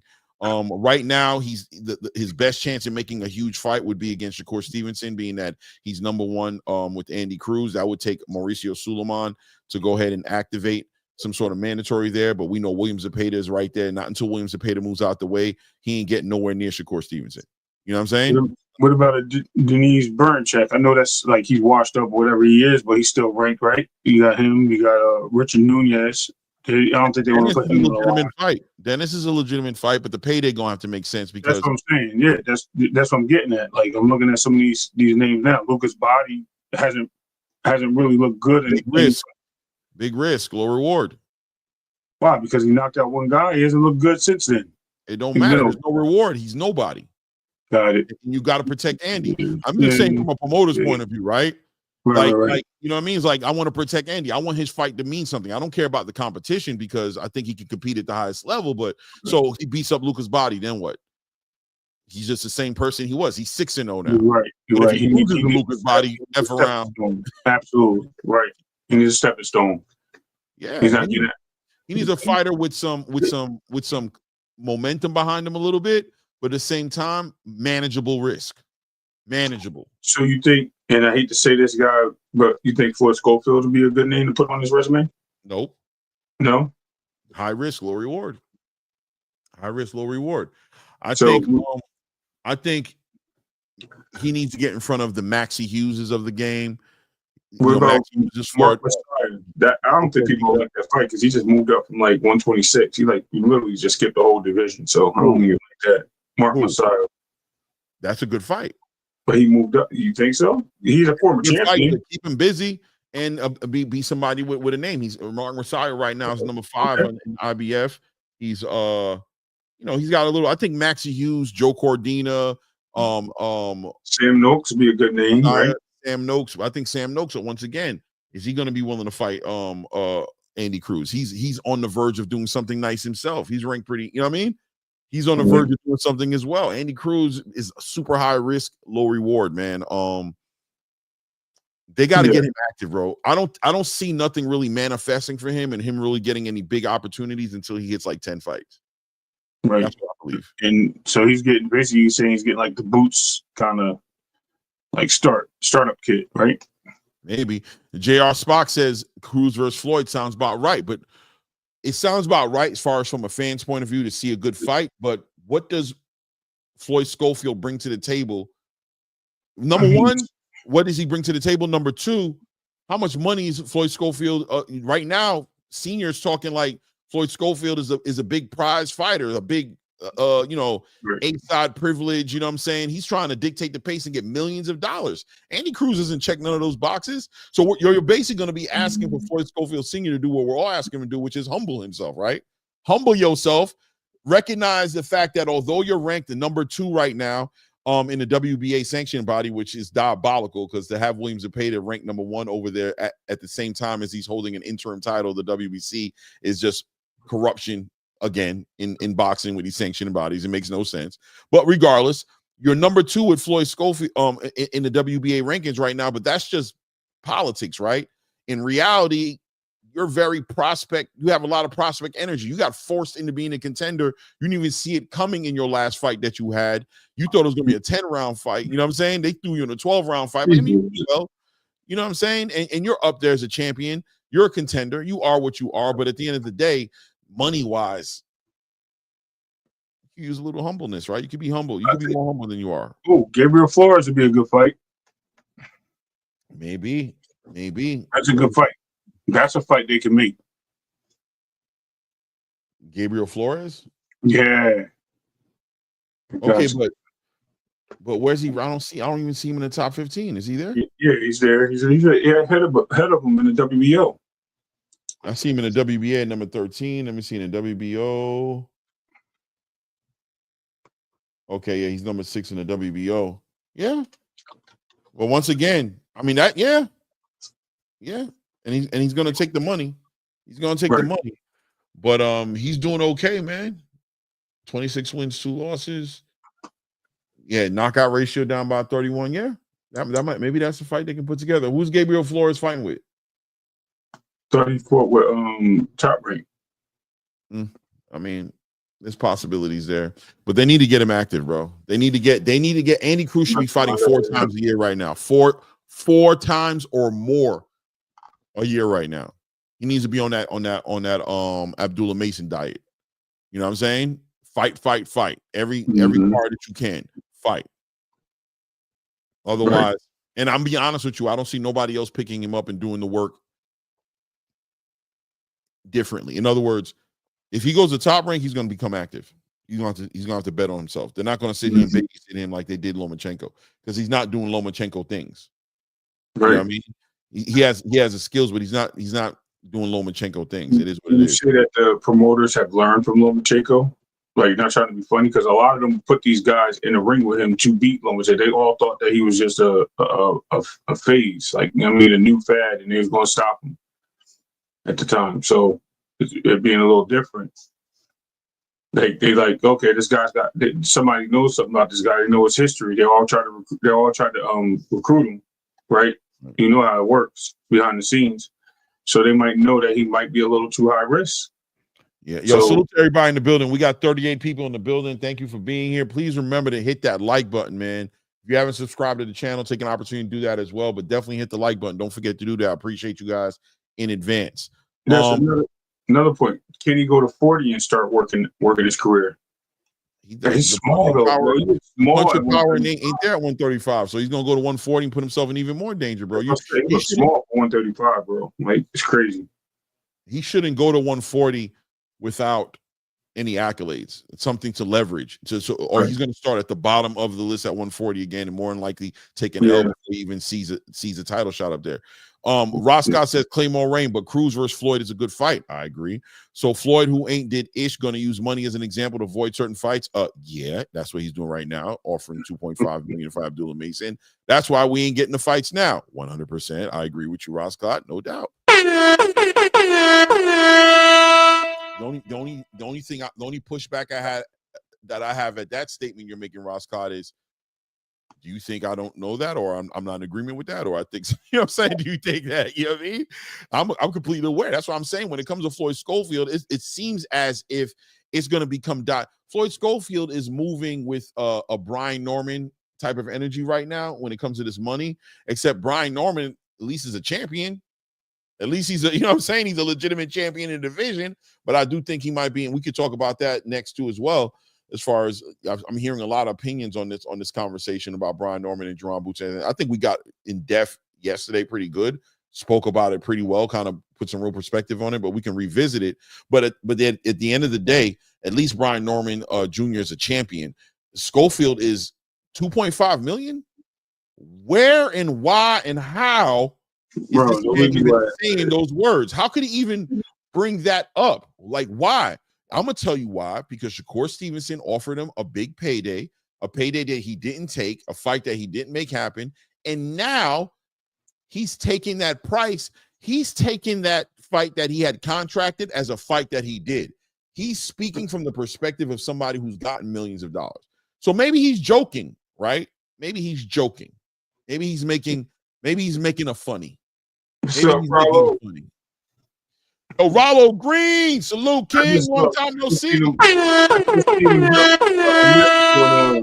On Twitter. Okay, Ross Scott, I see you, man. All right, yeah, because you know what I'm saying. When you put the butt there, I was like, man, I'm right there with you, bro. Like every bit of that's crazy, Ross, I'm like, I'm right there with you, bro. I hope I don't sound like I'm not there. Yo. I hope I'm not representing myself, you know what I'm saying, on the platform today. You know what I mean? Clay. Yeah. Let me ask you, I don't know if we're going to touch on the May 2nd event, right? How do you see Rolly and Ryan playing out, man? Because what's up, Just Do? How you see that playing out? Fight. It's going to be an exciting fight. Bro, I got Rolly stopping him, bro, by surprise. I mean, it doesn't shock me. You always kind of go with these upsets. No, it's not. Well, it'd be considered an upset, but I just think that he's not somebody that really would be counted as. I think he's a game fighter. He has a really big chance. I think this fight's going to be more. I think this fight's going to be more. Well, let me speak clearly. I think this fight can be more competitive than what people think it's going to be, off of the strength of one thing. Ryan Garcia can be an emotional fighter. If Rolly can hit Ryan and catch him with something and piss him off, Ryan will fight Rolly and stop boxing Rolly, right? So Ryan Garcia is with Derek James right now. And Derek is going to try to keep Ryan boxing. He's going to say, be patient. Keep that jab out there. He's going to serve himself and time out that left hook. Be a scientist in there. And Ryan's going to be like, I got you, coach. But if Rolly can break through that, clear the void, make this fight more mid-range than Ryan wants to have it, and smother that jab and start catching Ryan with some overhand rights and some heavy shots that he's known to throw out there, he can, dare I say, piss Ryan off, and he can bait Ryan into a scrap. And the scrap is a good place for Rolly. That's his best chance of winning this fight, is for it to turn into a scrap. So the fight can become very interesting based off of what Rolly's able to, based off Rolly being able to mentally hit Ryan with some fool's gold. Bro, he's telling you, Rolly working, bro. He look like a different character right now from what he looked like. Seriously. He's taking it seriously without a doubt. That's what I'm saying. He's taking this fight very. He looks like, he doesn't look like the Rolly that fought his twin brother. I can tell you that right now. Yeah. He don't look like that guy. He look like he's much better. Footwork's moving, jabs working, and jab has power on it. Straights have power on it. The 1-2s he's using the hooks. Clay. It's crazy. Ryan Garcia's ability to mentally stay grounded and patient in this fight is going to make a big difference, because as much as people might want to sit on Rolly Romero, he's a very dangerous fighter if he's not contained properly. If you don't contain him properly and recognize the threats that he brings to the table and prepare accordingly, you can get caught up with Rolly Romero, especially in a fight where Rolly's super alert and super motivated, and things can happen. And they listen, guys, they shared the ring, they sparred, and there's arguments out there to say that Rolly may have gotten the best of those sparring sessions. You know what I'm saying? I don't know. I wasn't there, but I'm just going to say that Ryan's mental strength, and look, we got to look at who Ryan Garcia is as well. We're dealing with somebody who's just coming off of a mental health binge issue, drinking, doing things that were counterproductive and toxic to his own physical self as well as mentally. That Philly shell, the soft California roll, or whatever you want to call it. You know what I'm saying? He's not. Ryan is not he's got his own quirky things about his approach to boxing as well. So we got two quirky fighters in the ring. We don't just got one. We don't just got this unorthodox Rolly Romero who's quirky and this like disciplined, leveled up boxer. Ryan Garcia. Tell him, Clay. I'm telling you, you got these factors in there that should be addressed and acknowledged, bro. Bro, I was contemplating this last night. I'm at work and I'm like, yo, Rolly and bro. As far as everybody giving Ryan his chance, Rolly got a legitimate chance of stopping Ryan. Matter of fact, I'm hedging my bet. I'm going on the record to say I'm betting on Rolly to stop this dude, bro. Yeah, I'm not there. I think Ryan stops him. I see something, and I just started watching. I'm like, yo, Rolly's been training like a dog. Like, we know Ryan has trained with Derek James, and he's saying he's taking it seriously. But Ryan is flat-footed, Clay. He's not agile. Rolly has a little bit more charismatic approach to the ring. Now, if he walks into something, he may back up like he did with Pitbull. And I'm betting that Ryan's counting on that. But if Rolly is able to get inside and use you're giving Rolly Romero a puncher's chance. Yes, I can respect. Exactly. You know what I mean? If he's able to utilize his yeah, but it's not deeper than that though. It's just a puncher's chance. It's not science. Okay. It's not listen, but he's training, Clay. He's training. Well, that's what's up. It's okay. $10, I'm not throwing away the kitchen sink, bro. $10. That's it. $10 may turn into $400. We never know. I think. Look, man. I think that I don't want to overstate it, right? I want to say Rolly can be a dangerous fighter if he's not contained. If you play with Rolly, you can get clipped with something heavy. Right. I think Devontae Tank Davis has gone on record to say that Rolly Romero is the hardest puncher he's ever been in the ring with. I think it's against Rolly, he said. And it was after the Ryan fight. Yeah. So it wasn't after the Ryan Yeah, fight. it was. Yeah, Rolly it was fought after. Ryan before. Rolly fought No. Ryan. What I'm saying is when Tank made that statement was after the Ryan fight. I don't remember. Maybe. Mm-hmm. But at the end of the day, Rolly brings the threat that he brings to the table. Ryan Garcia should be able to, in my opinion, easily neutralize that. If he's disciplined, if he stays on that jab, he can set Rolly up. Rolly's an offensive fighter. He's going to be coming aggressive. Ryan loves that. You come into him, he can throw that hook, time you out. More than likely, Ryan Garcia is going to catch him with that left hook and stop him. But I think it's going to be an exciting fight to watch. I think it'll be an exciting fight to watch. I think it's going to be fun to watch. I think Ryan's going to get a chance to shine, be exciting. I'm going to be watching for Rolly to be Rolly. Because I think that hurt him against Isak Cruz. I think when he fought Isak, he left the Rolly conversation and tried to become this boxer, staying on the jab, establish the distance, take his time. Nah, bro, you're a pressure fighter. You're a power puncher. You're a mid-range fighter. You trying to establish this distance and, treat Isak Cruz like the shorter fighter, and you be the fighter that's on your toes and throwing out that jab. It got you caught a lot, man. You did a lot of backing up with your chin in the air, and you kept getting caught on it. And I think that's what's going to be his downfall with Ryan. I think he's going to be trying to back away from Ryan, and he's going to get caught on the way out with his chin in the air by that left hook. You know what I'm saying? Mm-hmm. Yo, listen, man. They forget that Rolly came in that ring. I was listening to Roscoe. I said he came in. Rolly's a 140 pounder. He came in the ring and Ryan came in as a super middleweight. Do they not know Rolly came in the ring at like 185 or something like that? In one of his fights, like literally, the dude is a cruiserweight. I think we're watching Ray Davis be devil's advocate right now. That's what I believe. I am definitely being devil's advocate with $10 in my pocket going to this bet. So it is what it is. Come on, roll. I'm Rolly the dice. Pause. I'm just messing. Yeah, that's rock. It is what it is, man. It is what it is. Let me pull this down, man. I got this damn the sergeant up there. The Twitter fingers going crazy up there. It is what it is. You know what I'm saying? Bro, I stopped watching this damn tournament. Dude that got stopped the other fight. He did? I missed it. I gotta watch the playback. How's the fight? You guys watching the WBC fight? The Riad season Grand Prix? You guys watching it on YouTube? From what I've seen, there's been some decent fights, man. Yeah, so far. Ray don't want to see Garcia versus Haney. Whoa. Listen, I definitely want that run back. That's crazy. I just don't. I love how they showing the scorecards, bro. What you guys think about the scorecards? Showing it, like even showing it on the screen, like you can see the scorecards, bro. I love it, man.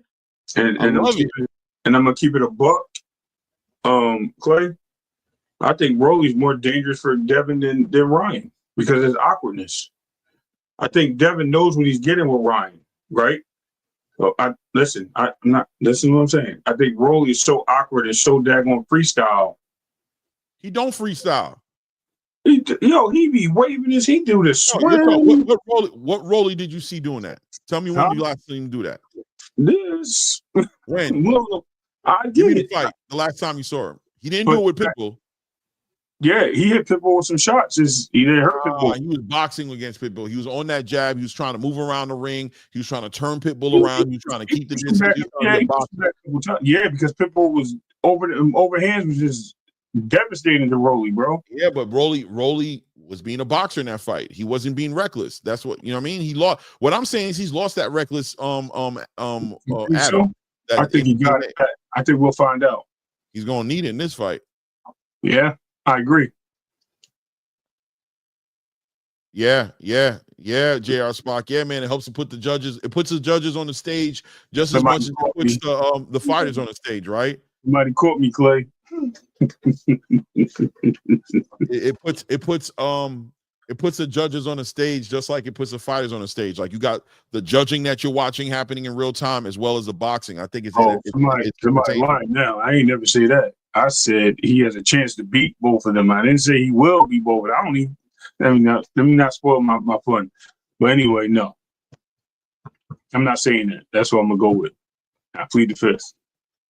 These fights are coming together pretty well, man. It is what it is.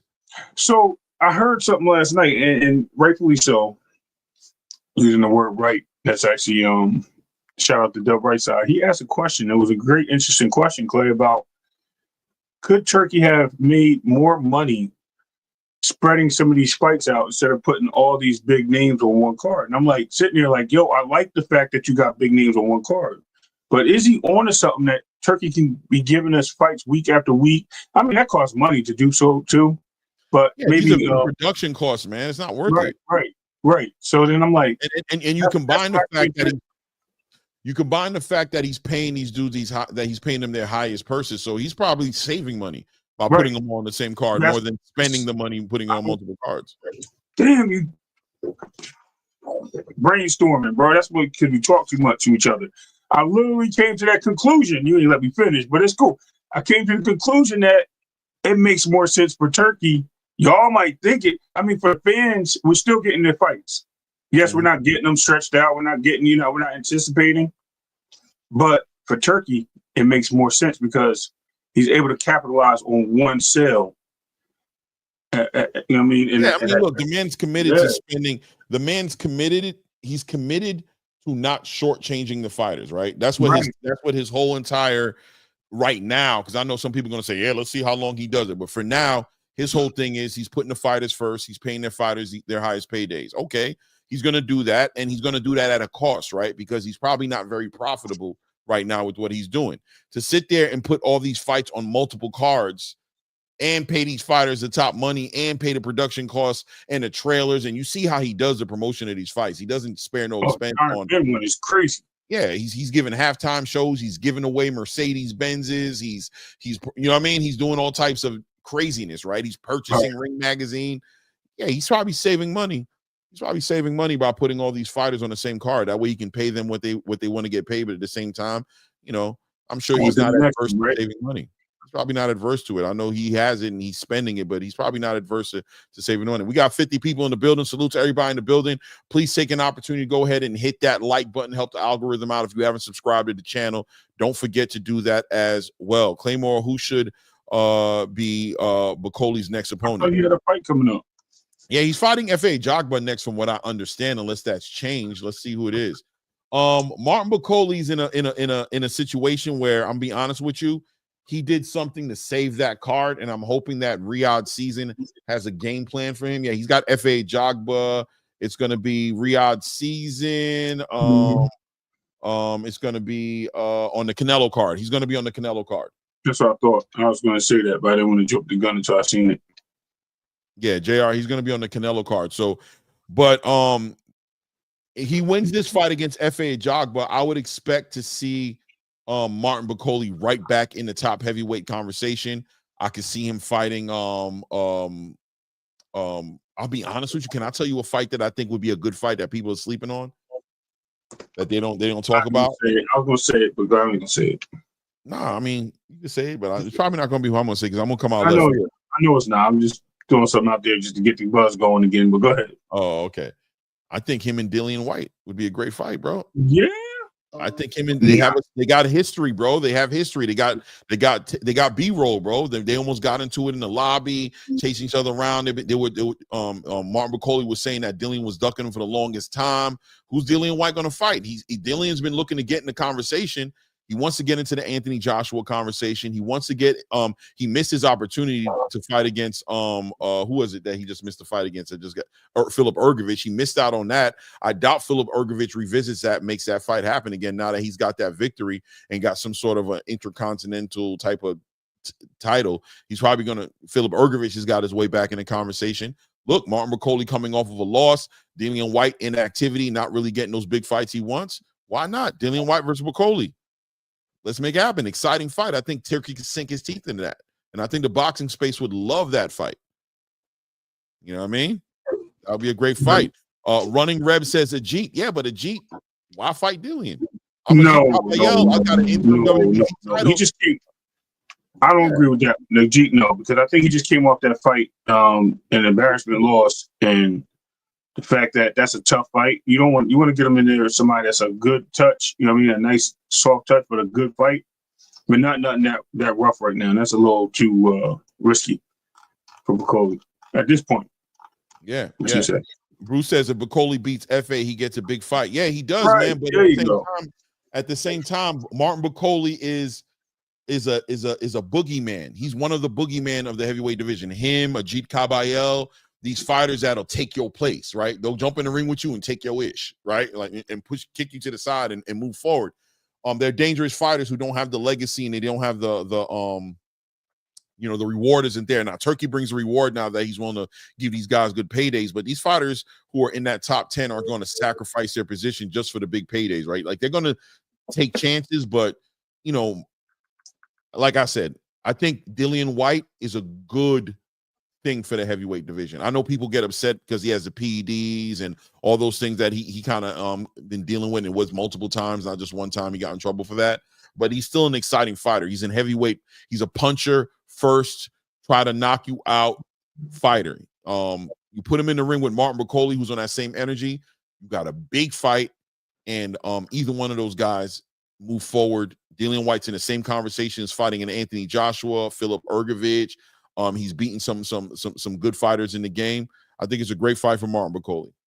Gets him right back in the conversation because right now the top of the heavyweight division is pretty tied up pretty well, right? Joseph Parker's not going to fight Dillian White, and FA and Martin Bacoli ain't getting a rematch with Joe Parker. More than likely, Ajit Kabayel is probably looking at Joseph Parker right now. If not Ajit, maybe Derek Chisora. Derek Chisora and Martin Bacoli, not a good fight. Chisora's looking for his biggest payday. He's on his way out the door. He's looking to hit that 50 fight mark, and then he's out of here. You got what's my guy's name? What's the other guy's name right now in the division who just came up from cruiserweight or bridgerweight? What's his name? Oh God, what's his name? Okoli. Yeah, he's ranked high though. He's ranked number 1 in the WBA, I think. Yeah, I'm about to say he's not gonna fight Dillian. You know what I mean? He's not gonna. I mean, he could because he's really nice like that. He's another dark horse in the heavyweight division, but he has fights in front of him that make more sense than fighting a Dillian White. Now if that guy wants to fight Martin Bacoli, have at it. If Bacoli wants to fight Bacoli, that might be another fight right there. If that's what he wants to do, I'm here for it, man. I'm here for it, bro. What's his name? Lawrence Okoli. Yeah.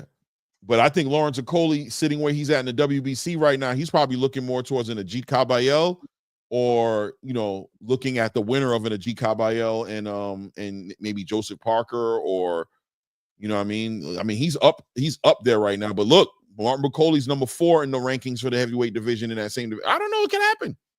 Martin Bacoli versus Lawrence Okoli. A Bacoli fight? Yeah, Lawrence will be gambling. He be gambling, but he can make it happen. Listen, man, I don't think that's a good fight for him. He's never won. I don't think that's a good look. Listen, you might want to go find somebody like 3 levels down. Then you know what I mean? Go fight Philip Ergovich, man. That'd be a good fight too. I was gonna say Philip Ergovich was a good fight for Martin Bacoli. Don't put him. Don't do that to that young man.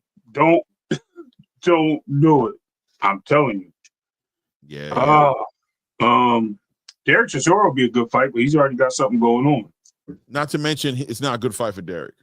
Derek is You know why I like that fight? Because Derek's a warrior, and he's not. It could be the same result as Joseph Parker. We don't know. It's a fight though where Derek is on his final fight. Okay, so what about Big Baby Miller? He's on one of his final fights. He's on one. Yeah, he's making his English tour. I get it. Yeah, he's trying to hit that 50 mark and be out. He's at 49 fights right now, 13 losses, 36 wins. But he's trying to either go for a title or go for something legendary and big like an Anthony Joshua or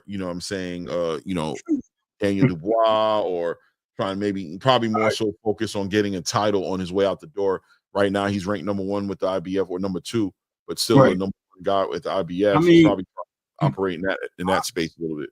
I don't think he's a Well, you think everybody born? No, I'm responding to you, Ross Clark. Yes, he's what you call him, Ergo bitch. That's funny.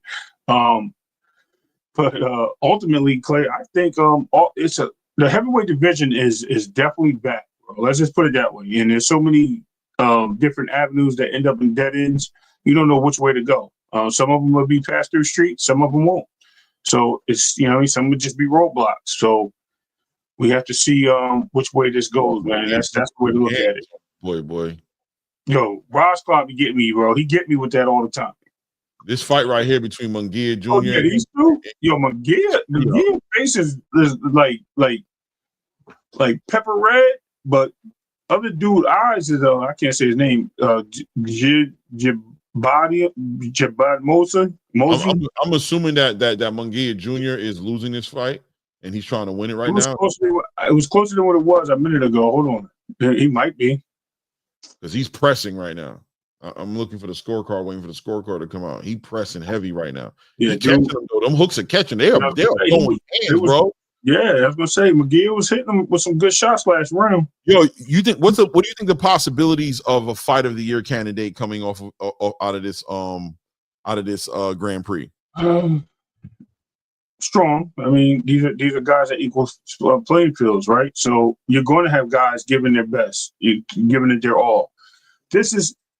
What did you say? They are throwing shots, bro. This fight. I'm glad you used the analogy of college football to pro football because that's exactly what this is right now. Yeah. Even high school to college, right? So what all high school athletes do, they're separated, and the top athletes play in these like tournament games, right? During the summer, after they leave, they go into these preseason games to see where they're going to recruit as, and they want to be the best, so they're trying to put their name as number one in the country, so they can get to these other schools and get these recruits that they want. That's the same thing as this, man.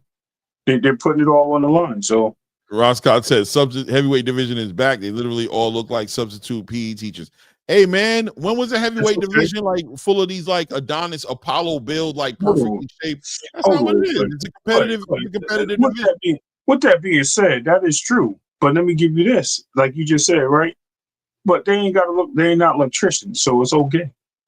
Just put it out there. And they're not taxi drivers like some people fight in other divisions. Go to Home Depot. He just caught him with a crazy right hook. Another one. He's catching him. Yo, he about to drop him.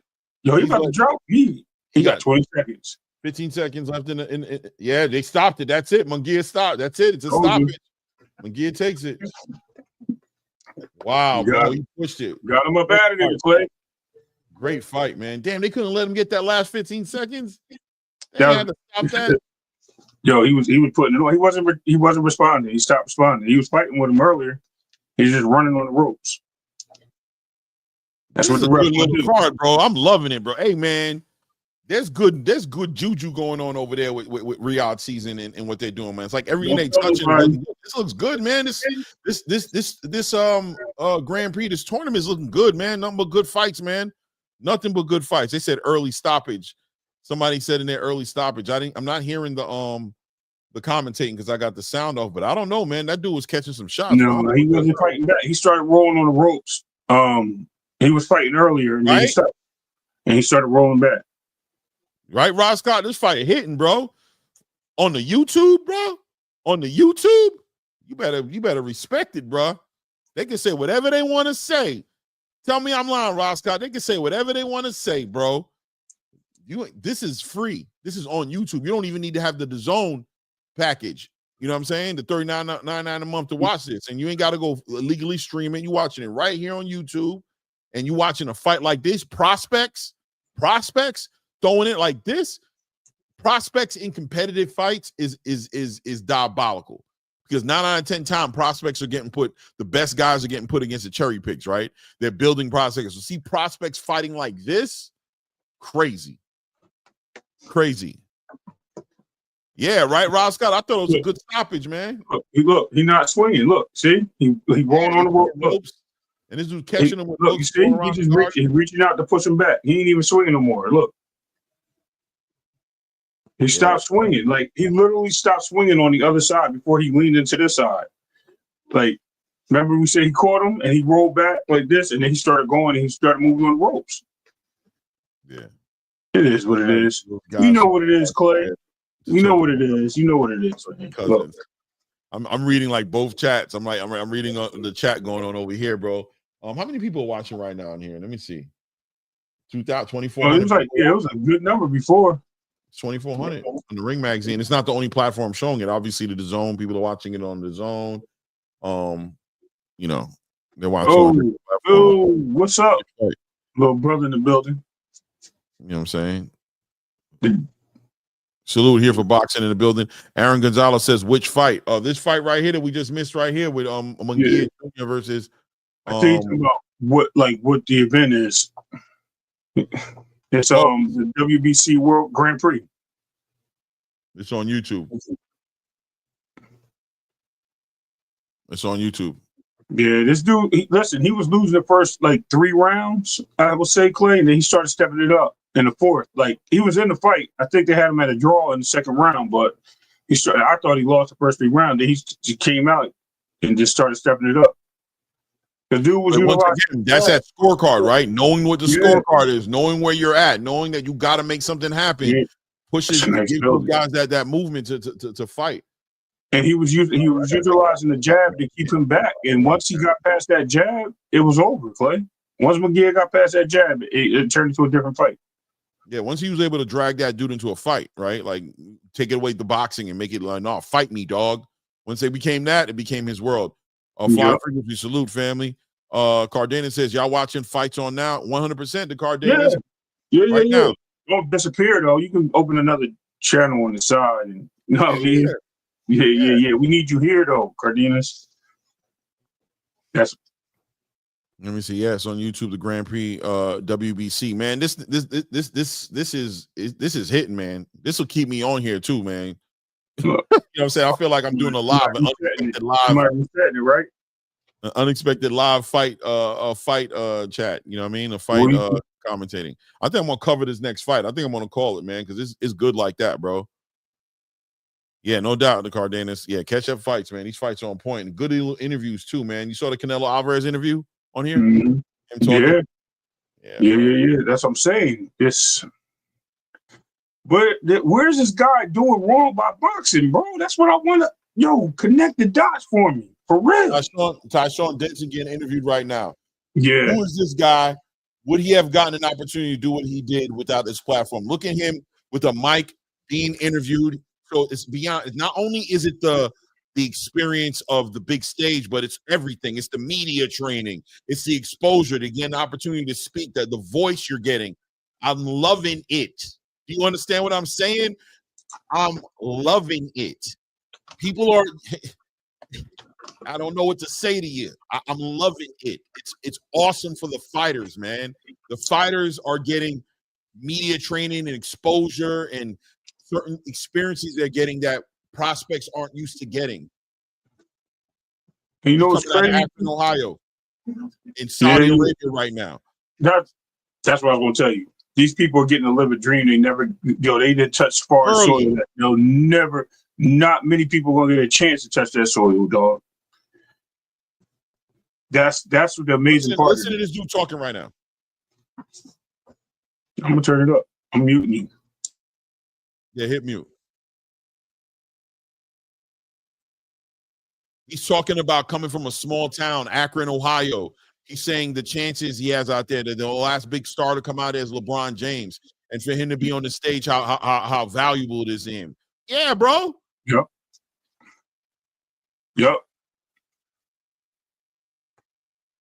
You want to be the next LeBron James, Clay? That's what he said.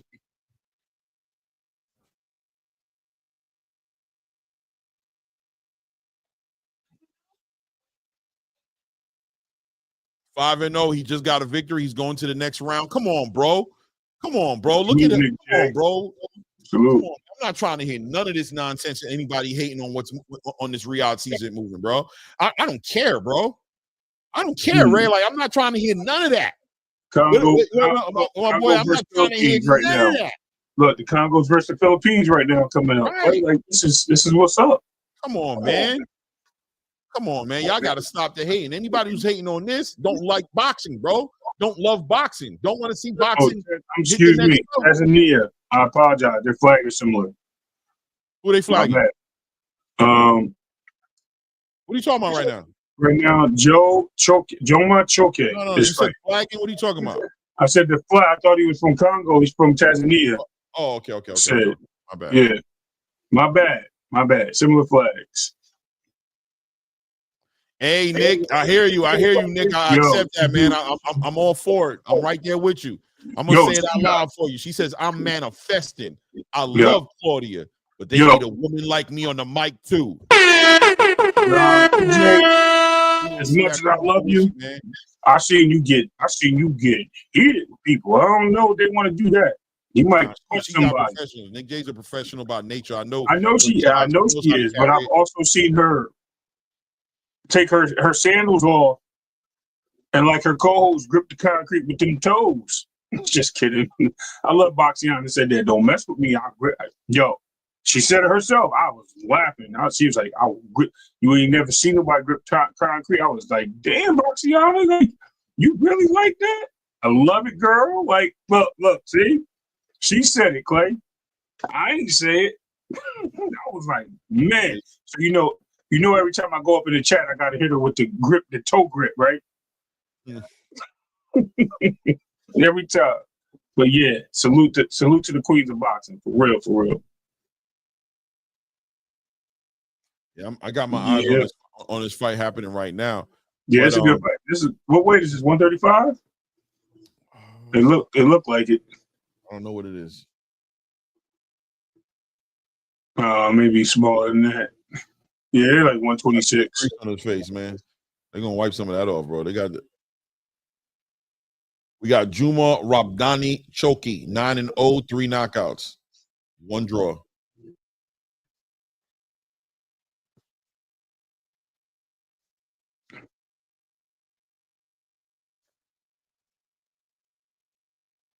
Yeah, he feeling it. These guys know what's going on, man. The stage is big. I wish I could be out there, bro. Like a trip like this to go out here and see a tournament like this, bro. That's like a $40,000-$50,000 trip, bro. When you think about paying for your 126. You know what I'm saying? When you think about your stay, the traveling, you're gonna be out there for 4 straight days. Maybe not that much. Maybe like 15 to 20. You'll be out there for a week or two. Absolutely, because they got to get acclimated. Yeah, Kovalev. Yeah, shout out Aaron Gonzalez. Kovalev is having some sort of like fight coming up. Yeah, I don't know. Yeah. That was, who built that up, right? Salute Joseph Johnson. Andre Ward, man. That dude doing things too. He coming out like he doing all his shows in Philly, or he just traveling. I thought I seen him like doing somewhere else. Andre Ward. Is his studio in Philly, or he's just all over? Because the last one was in Philly. What's up, Thomas Hill? Good morning, Thomas. What's good, family? Or good afternoon, right? It's 1 o'clock. No, he's still in Cali. It's still morning where he at. No doubt. You watching, Thomas? You watching the WBC Grand Prix? You know what energy this is also giving to me a little bit? It's giving me World Cup energy. I was going to say Olympics. I was going to say Olympics. Or Olympics, yeah. Without headgear, without a T-shirt. Thomas, where you at? Let me put the link out there. I don't know if anybody wants to come up here and share some opinions on this. So that's a nice overhand. Ooh, met in the middle. I like this, bro. Uh-oh. Someone. Hold on, I think I messed up a little bit. Let me put this back up here. Here we go. Yes. Nice. He slid out of that real nice. I think the faster fighter in this one is Piala. But I think the more the connect rate is definitely landing. The more skilled and accurate is Choki. Antoine, fellas. Peace. What's good, Anton? What's good, family? Don't be watching that fight while you driving. Clay tell you, he with you. No, I'm watching y'all, man. I ain't watching no fight. All right. Man. Yo, man. I see. So with that tournament, like y'all was just saying, it remind you of the World Cup. I was talking to my homie the other day, and we was talking about the 135 division. and like a little tournament. That's how you separate all that shit. Remember like the Super Six back in the day with Andre Yeah, Ward and all them? Yeah, wait, with Kessler and all them. right. Yeah, Yeah, all of them guys and Chad Dawson, I Abraham. believe. And yeah, Yeah, those I like, man. guys, yeah. man. And we need something like that, man. But What we need, honestly, I'm gonna be real what with you. do y'all think that this Floyd Schofield and Abdullah Mason thing is going like that 2.5 million to me? That's like the new pricing yourself out is like the new duck, man. Blue. Right. Yeah, Blue's here. Salute, Blue Blood. What's good, family? Now, brother, let me tell you something. No, Schofield Senior is propaganda driving Junior's value into dust. Right. They're not even taking him. He's gonna push it to a point where they're not going to even take him seriously no more. They're not going to listen to him no more. Abdullah Mason's path with this new ring ambassador deal that he just signed with Turki Al-Sheikh, brother. Floyd Schofield Sr. is just trying to get himself in a conversation. He's trying to get himself into a room, into a party that he hasn't been invited to. You know what I'm saying to you? He's trying to find somebody to make him a +1. Do you know what I'm saying? Because because what was the offer that the Floyd Schofield, what was they getting for the Shakur fight? And that was the title fight. Like so what was they getting? Something. It was like so 1 point something. So you want $1.4 million for a fight that's not even a title fight. Right. And you have no resume to back it up. You have no market value. You have no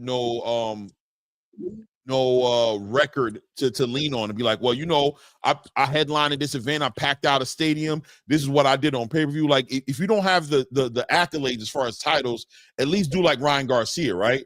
Bring hey, bro, I got 5 million, 10 million followers on Instagram. I got all these, you know what I mean? I got the Devontae Tank Davis fight on my resume where we packed out and sold 1.x amount of million of pay-per-views. At least bring that kind of leverage with you. You have nothing. There's got no substance. You don't got no title. You don't got nobody on your resume. You ain't never headlined no card. You ain't never had no payday nowhere near that payday. You don't have nothing except for your sparring stories that you always animate and deliver as fuel to why we should give a damn about what your son is doing or can do against elite, the best of the best in the game. Yeah, and Abdullah Mason is active. He's busy. He's fighting on every card he can. Brother. Like every time a card comes up, he's on it. June 7th, he's getting ready to fight. And he just fought, what, 2 weeks ago? I mean, he fought on the Michaela Meyer card. Michaela Meyer card, so like a month ago. So he's getting ready to fight on the Keyshawn Davis card on the back end of signing a deal that I don't know what kind of money's behind it, but I'm assuming it's going to be life-changing with Ring Magazine. That man is not studying no damn Floyd Schofield Jr., bro. I'm telling you. Not unless Schofield Jr. comes to the table and is like, yo, just shoot me my little 200,000 and I'll fight you, bro, because I'm looking for an opportunity. I'm hungry. I just know if I can make it happen, give me the biggest fight. But as long as you out there flagging $2.5 million type energy, bro, we gonna ignore you. We gonna act like we're gonna just hang up the phone and treat you like those automated AI solicitors that call you up and waste your time. You know what I mean? Try to act like they're real people. We're gonna hang right up on you, bro. Yeah, they still young, so they got, a little wiggle room. But a lot of these guys that's inactive, man, they getting left in the dust because a lot of these guys is fighting, getting opportunities, and these other guys like Mario Barrios, like what is he doing? You understand what I'm saying? We don't know what's going on with this guy. He's waiting for his payday, bro. He's a prize fighter, bro. He's holding up the division by holding that WBC title, but he's waiting on a payday. He's looking at the biggest paydays. He's given up on his in my personal opinion, he's given up on his ambitions to be unified and undisputed and legacy driven. He's all about the paydays now. That's why you're hearing him with the crazy conversation about fighting Manny Pacquiao and fighting Errol Spence. Meanwhile, you got a division that needs you to be part of the unification conversation, needs you to defend against the mandatories in the division, and you're sitting in the dark. you're fighting Abel Ramos and giving subpar performances and going to draws with people who weren't even, you know what I mean? You're on Jake Paul cards. You're chasing money, bro. You're in the way. You're in the way. Yeah, for sure. And the thing is, like, it's hard to keep up with it because these sanctioning bodies, I feel like in 2023, that was like one of the best years of boxing to me. And me and my homie was like, yo, 2024 gonna be crazy. You talking about the last year that the PBC was with Showtime? Yo, that's boxing was so good, and these sanctioning bodies was making these guys fight. You wasn't holding on no belts. You either fighting or you getting stripped.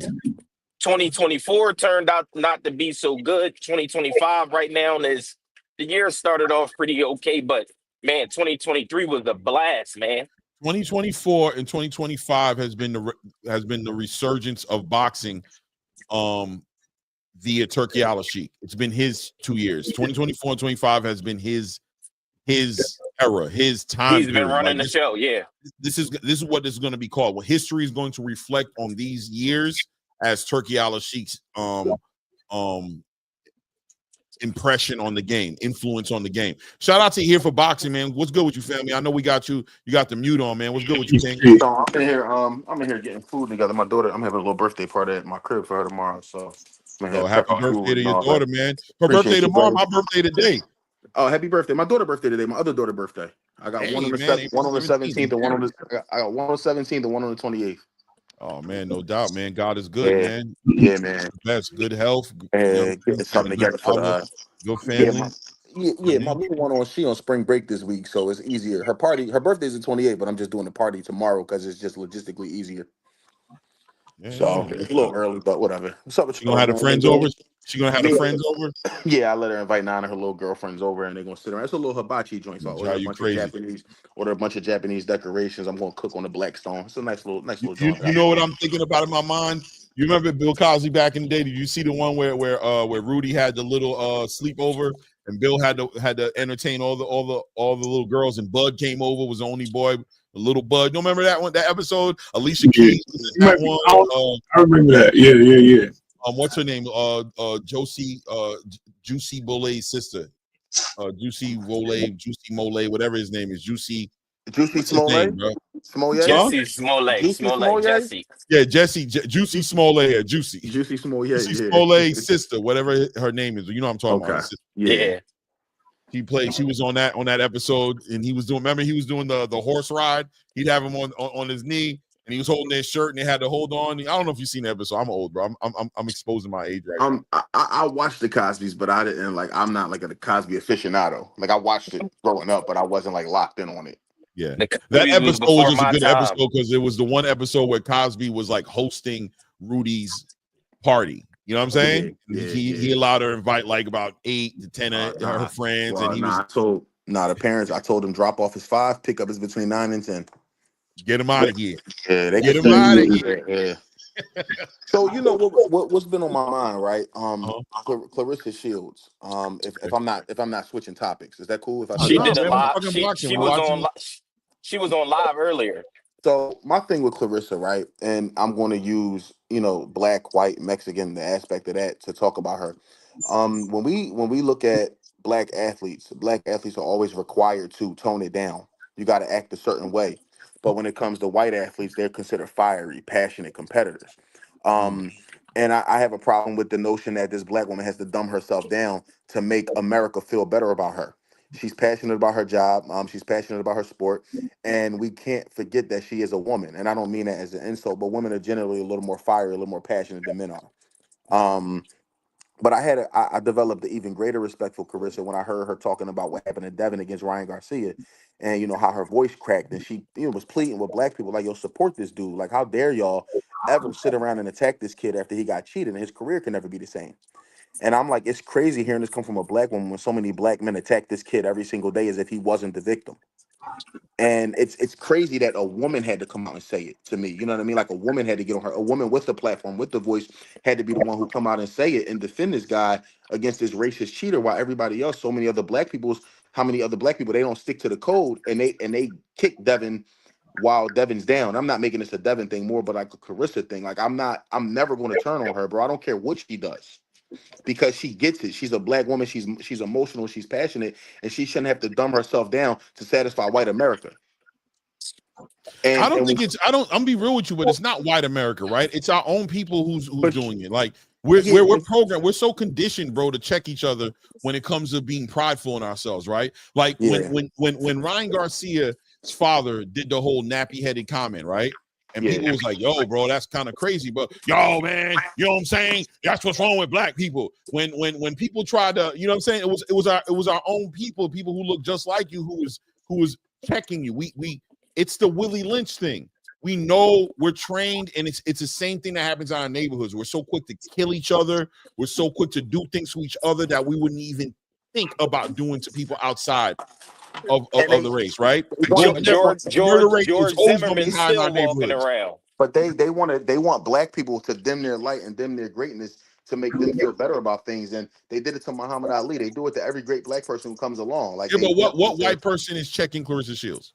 Well, I mean, in the sense of, because I don't understand why they're doing it. You know what I mean? It's definitely black people, but I'm saying, like, in the sense of, why do y'all want her to dumb herself down? You know what I mean? What is it about her that makes y'all uncomfortable? No, but let's make, in my opinion, I feel like the conversation should be more focused on the culprits at hand. Right? We can attribute it to the culture, to the colonization, to the conditioning, right? To the systemic portion of we'll say racism, right? To the systemic idea of what's caused it. But who's actually carrying out the assignment? It's people who look like us, right? Yeah, that's fair. So maybe I should have reworded it different and I said white America, but more like black America. Yeah, you're right. Right. When I go on YouTube, because we're conditioned we're conditioned to look at people who look at us like us be successful, being themselves, as trying to be better than us. Yeah, like I heard somebody. I mean, like mentally in our mind, that's what we see it as. Like when I walk into a room, if I start to speak and I get some attention, the other people who look like me in the room, they either gonna love it and be like, yo, I love seeing a black man articulate himself and he's cool, he's laid back, he's so respectful. But then there's this other group of people who are gonna look at it and you know what they're gonna say? Look at him over there acting like he better than somebody. Look at him acting like he's trying to, they're going to paint that picture in their mind, right? So they're going to have this resentment towards me because they're conditioned to see their shortcomings as me being the reason for it, right? Like because of people like you walking around here articulating themselves and speaking that way, that's why I get looked at like I ain't ish. Because if I ain't acting like you, you know what I mean? It's all happening in their head. People got smoke with you in their brains because they're having interactions with you that you're unaware of being involved in. You understand what I'm saying? They're having issues with you here for boxing. You're throwing a party for your daughter. You're throwing a nice little spread out. You got the Asian theme going on. You're trying to have your daughter have a good time, but there's somebody who's seeing you doing that, and they're having a whole argument in their head with you about how you're doing too much, you're outshining them, you think you're somebody you're not, you're being, you know what I mean? All these things is happening. By the time they speak to you, all you get is a weird look, and you're like, what is wrong with him? You don't even know that the issue happened. You don't even know that this whole thing happened between you and this dude in their head and that you got smoked with it. You don't even know where it came from. Facts. That's where the problem is. So when they see Clarissa Shields, they see somebody who's being more than what they've put her in the box to be, right? Yeah. They're looking at her and they go, she's over here trying to act like she's this. So what? She won 2 gold medals. So what? She's become undisputed in multiple weight divisions. So what? You ain't better than me. That's what the problem is. The thing with Clarissa though is she's everything she says she is. She's everything she thinks she is. It's even worse. And until you find somebody bigger and badder, y'all got to deal with it. She's everything she says she is. It makes it even worse, bro. It makes it even worse. I had somebody talking to me on a panel about a month ago, right? And we were talking, right? And he asked me a question. I answered the question. He tried to come with an argument. I answered the argument. And you know what the nigga said to me? That's why I don't even like you anyway. Like, okay. Like, what else? That's what he said to me. He said, He said a little worse than that, Clay.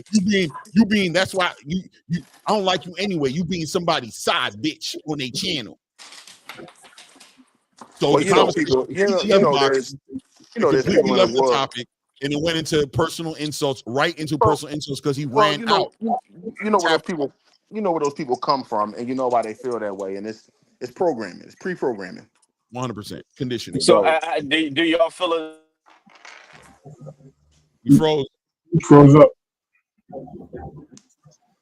Yeah, but as long as I got air in my lungs, I'm going to defend Clarissa unless she just do something crazy because she stands for. She did something crazy. She never will. And there's people in boxing who do far worse things than Clarissa. All Clarissa does is talk. No, yo, BH4, yo, she did something crazy. B4H, my bad. She did something real crazy. She wore that buttercream Croc suit and tried to twerk in it in front of that damn car with her damn belts on the car. That was diabolical. I don't know what she was doing, but there was no clap and no action in that suit. I'm not saying nothing crazy, but that was crazy. Look. Shout out to the GOAT. I'll take that over DUIs and crashing your car into people and running in the whole nine. Like, yeah, she living her life, bro. You would think this woman was a criminal. Yeah, but you know what it is. Let me just acknowledge this super chat, man, because I've been trying to find an open window to say something I haven't. Salute to Skills from New Orleans, man. I appreciate you, man. Thank you for the happy birthday, man. I appreciate you, King. Thank you. And I appreciate you, King. Thank you, man. Yeah, man, but that's what it is. But that's why, I'm gonna be real with you. You gotta raise above that nonsense because the game plan is to drag you, man. It's to pull you down. It's to pull you down to where you're supposed to be. Where you're supposed to be is arguing with these dudes, going back and forth with them, showing the world that you're nothing special, right? Like that's the devil's assignment, right? The devil's assignment is to show you who he thinks you really are, or who you really are in comparison to who you're trying to be, right? And we're all trying to be better versions of ourselves every day. That's a mission and an assignment within itself. But the devil will use weak-minded people who are available to be used to bring you back down to some ignorant level, to have you smack somebody or cuss somebody out, or like people may say from time to time, show the nigga in you. Right, to expose something in you that you're trying to. I'm not saying suppress, but you're trying to be above the consensus of what you're supposed to be versus who you actually are, or who you actually are versus who you're supposed to be, however you want to look at it. So that's why you got to eliminate the distractions. You can't entertain it. You can't play in the same on the same field as these dudes, because ultimately it's easier to be evil, it's easier to be toxic than it is to be something else, because that's an emotional, that's like a feminine energy. Like, to be emotionally unstable is a lot easier to just have outbursts and be emotionally than to be stoic and to stand by your principles and to walk a certain path, because that's the standard you hold yourself to. Once somebody else is able to drag you off of that, they winning, man. When they're able to pull you out your character and put you into another space, there's a nasty victory in there that people don't understand. Not even the person who's doing it to you sees it, but I promise you, when they see you get out your frame, they feel relief. And that's how you know what the mission is, what the assignment is. They feel the relief. God, I'm looking at him. He's out of his character. So, let me clear up what I meant by the white America thing. I think that there's an expectation that white America has of black people, where black people got to stay in this box. And when you see somebody trying to get out the box and be greater, you have black gatekeepers who make sure that black person stays where they're supposed to be, like a watchdog. Yeah, that's because that's what they paid to do. I needed to rephrase that because I saw J.R. Spock said I'm white and I don't hate Clarissa, and I didn't want my words to come off as like I'm being racist or hateful towards white people. But like historically, there's a thing where black people have to know their place. And when you see black people trying to keep black people in that said place, it's disgusting behavior, bro. It's no longer. It's the assignment. Let me tell you, this for J.R. Spock, who's in the building. Let me give you some perspective to the understanding of this whole white thing, right? This conditioning and mind state is something from before us. It's generational. Way deeper. It's way deeper. And it's a if you read the Willie Lynch book. And if you want to, if you ever feel like I always offer people, and I'll tell you anybody on here, you give me an address, I'll pay for it and send you the book. It's not a hard read. If you feel like it, that's on you. You know what I'm saying? It's a real thin book, burgundy Yep. book. Right, exactly. I got it. I got it. I have it right here? I think I got it right here. Reversing the Curse of Willie Lynch. I've bought it. I usually have it somewhere around. Do I have it? Yeah, anyway. so when they tell her to be quiet, I tell her to be louder. Get louder. It was it's a book where Willie Lynch was this guy who had slaves in the islands, right? And the slave owners, and I'm over here talking on something. I hope I'm not making anybody uncomfortable. I don't know if I care either. So that part being said, it was this book written, these instructions given by this guy who had slaves on the islands, and the people over in the Carolinas and Virginia and all on the East Coast were having a hard time keeping their slaves in a submissive way. They had a rebellious spirit about them, right? And you know, these slave owners, these plantation owners would be on a field with like hundreds of slaves, and there'd only be like 10 to 15 of them on horseback with guns, right? And what was happening is they were killing way too many slaves, right? Because the profit in the slaves was keeping them working. Killing them wasn't you know what I'm saying, wasn't proactive in them making money.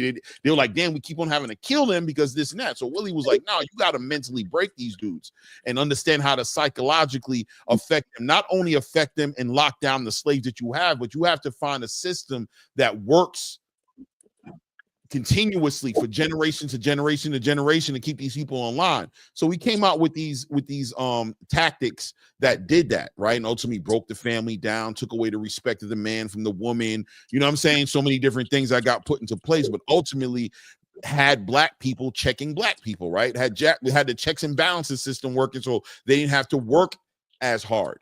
So now you're seeing that generation to generation to generation. We're here in 2020, 25.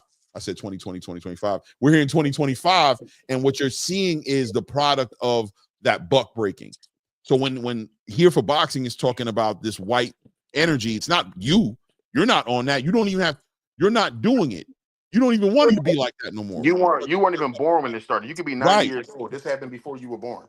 Word. So but the conditioning in the demographic, in the people, the conditioning in them is making it to where they're doing it to themselves. You're not even doing it. You're not doing it. You're not trying to do it. You're not supposed to be trying to do it.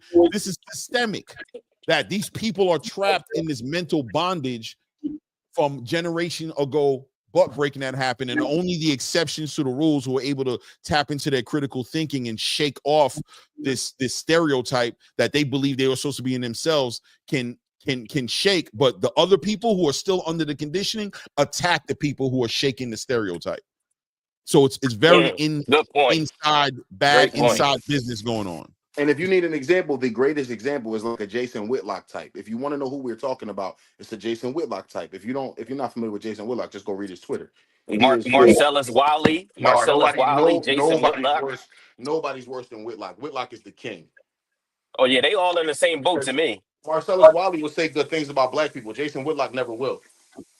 Yeah, it's deep, man. At the end of the day, the important thing is, for me, have respect for yourself, have integrity, bro, and operate in love, man. Because if you operate, and I know it's kind of like cliche to say, like, well, operate in love, easier said than done. But I'm telling you, man, love is the language that cures all this stuff, man. The anger and the frustration. There we go. We got to win.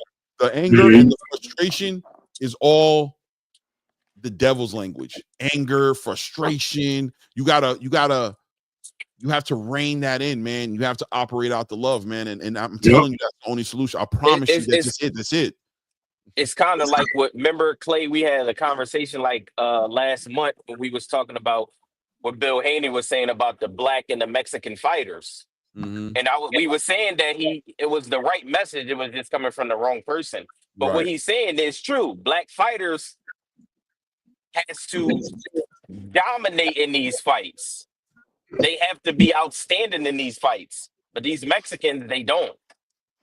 They just push this narrative of black fighters, and it's crazy. Clarissa was on live earlier, and she was saying she'll squash the beef with Jake Paul, but she was basically saying they kind of more mad at her because maybe Alicia Bumgarner and Serrano, maybe they need Jake Paul. She said I don't need him. So that's where like the animosity comes from. Right. Yeah. I mean, the animosity is that she's confident in herself, bro, and she's not only she confident in herself, but she's happy where she is in life. She's happy. She feels like she's making the money she wants to make. She can make more. She loves being independent, and there's an issue with her not being thirsty for what other people want for her versus what she wants for herself and where she's at in her life. But they criticize her for not bowing down to Jake Paul, but they tell everybody else they're kissing Turkey's ring. You know what I mean? So it's yeah. I mean, which one is it? Like, you don't want her to bow down to certain people. No, the inconsistencies are always going to be there with people who are narrative driven and who are upset and who are carrying out an assignment. They'll never be consistent in their perspective. They'll never be holding everybody to the same rules. They'll never be, the conversation will always change depending on who they're aimed at every time. There's no consistency because they don't stand for anything more than tearing you down. So they fall for everything. You know, yesterday we were going in our face talking about Turki Al-Sheikh cheating. Right, and telling Hamza Shiraz that he was down X amount of rounds. There was no mention about what Javante Davis did against Lamar. Right, zero. I know where you're going with it. It was disgusting. There was no mention about corruption then. Nothing. Not a it was the referee's discretion. It was this. It was that. It was all this. Referees allowed to say it's not a knockdown. Right. No, in the world of boxing, take a knee. Correct. So take a knee is a knockdown. So basically, this is a very sensitive topic. I like it. I agree with everything everyone's talking about up here, and I'm just going to say that, you know, I mean, we have to understand that this is bigger than the small things that we were looking at. Like, it's a culture divide, right? And I think Chris Rock said it best. It's separating the ninjas from the black people, and they purposely do that because what is being systematically done is, they're offering and giving away certain things for free, and they're only giving it to the ninjas, and they're only giving them a little bit so that they want more. And then they see the people that hard work or things that people that do deserve it, and they work for things, and they become from the same race, that they start calling them names and blaming them and giving them all types of fits about it, where they even sometimes rob them and do other things of that nature. I hate to use that word and that characteristic, but it's like, it becomes envious. Like, they become envious to each other. I mean, we're also understanding that just to separate us by culture. Like I was explaining to Clay multiple times, that when people say Latino as a race, I'm like, Latino has never been a race. Latino has races in it. How can it be a race amongst itself when you have multiple races inside of that category? Of it's a demographic. I think it's an ethnic, right? So it's like people are so quick to dismiss that and ignore it. We have to get past everything that happens outside our communities and work on ourselves first. I'm not saying we got to go out there and build with everybody and try to convince the world.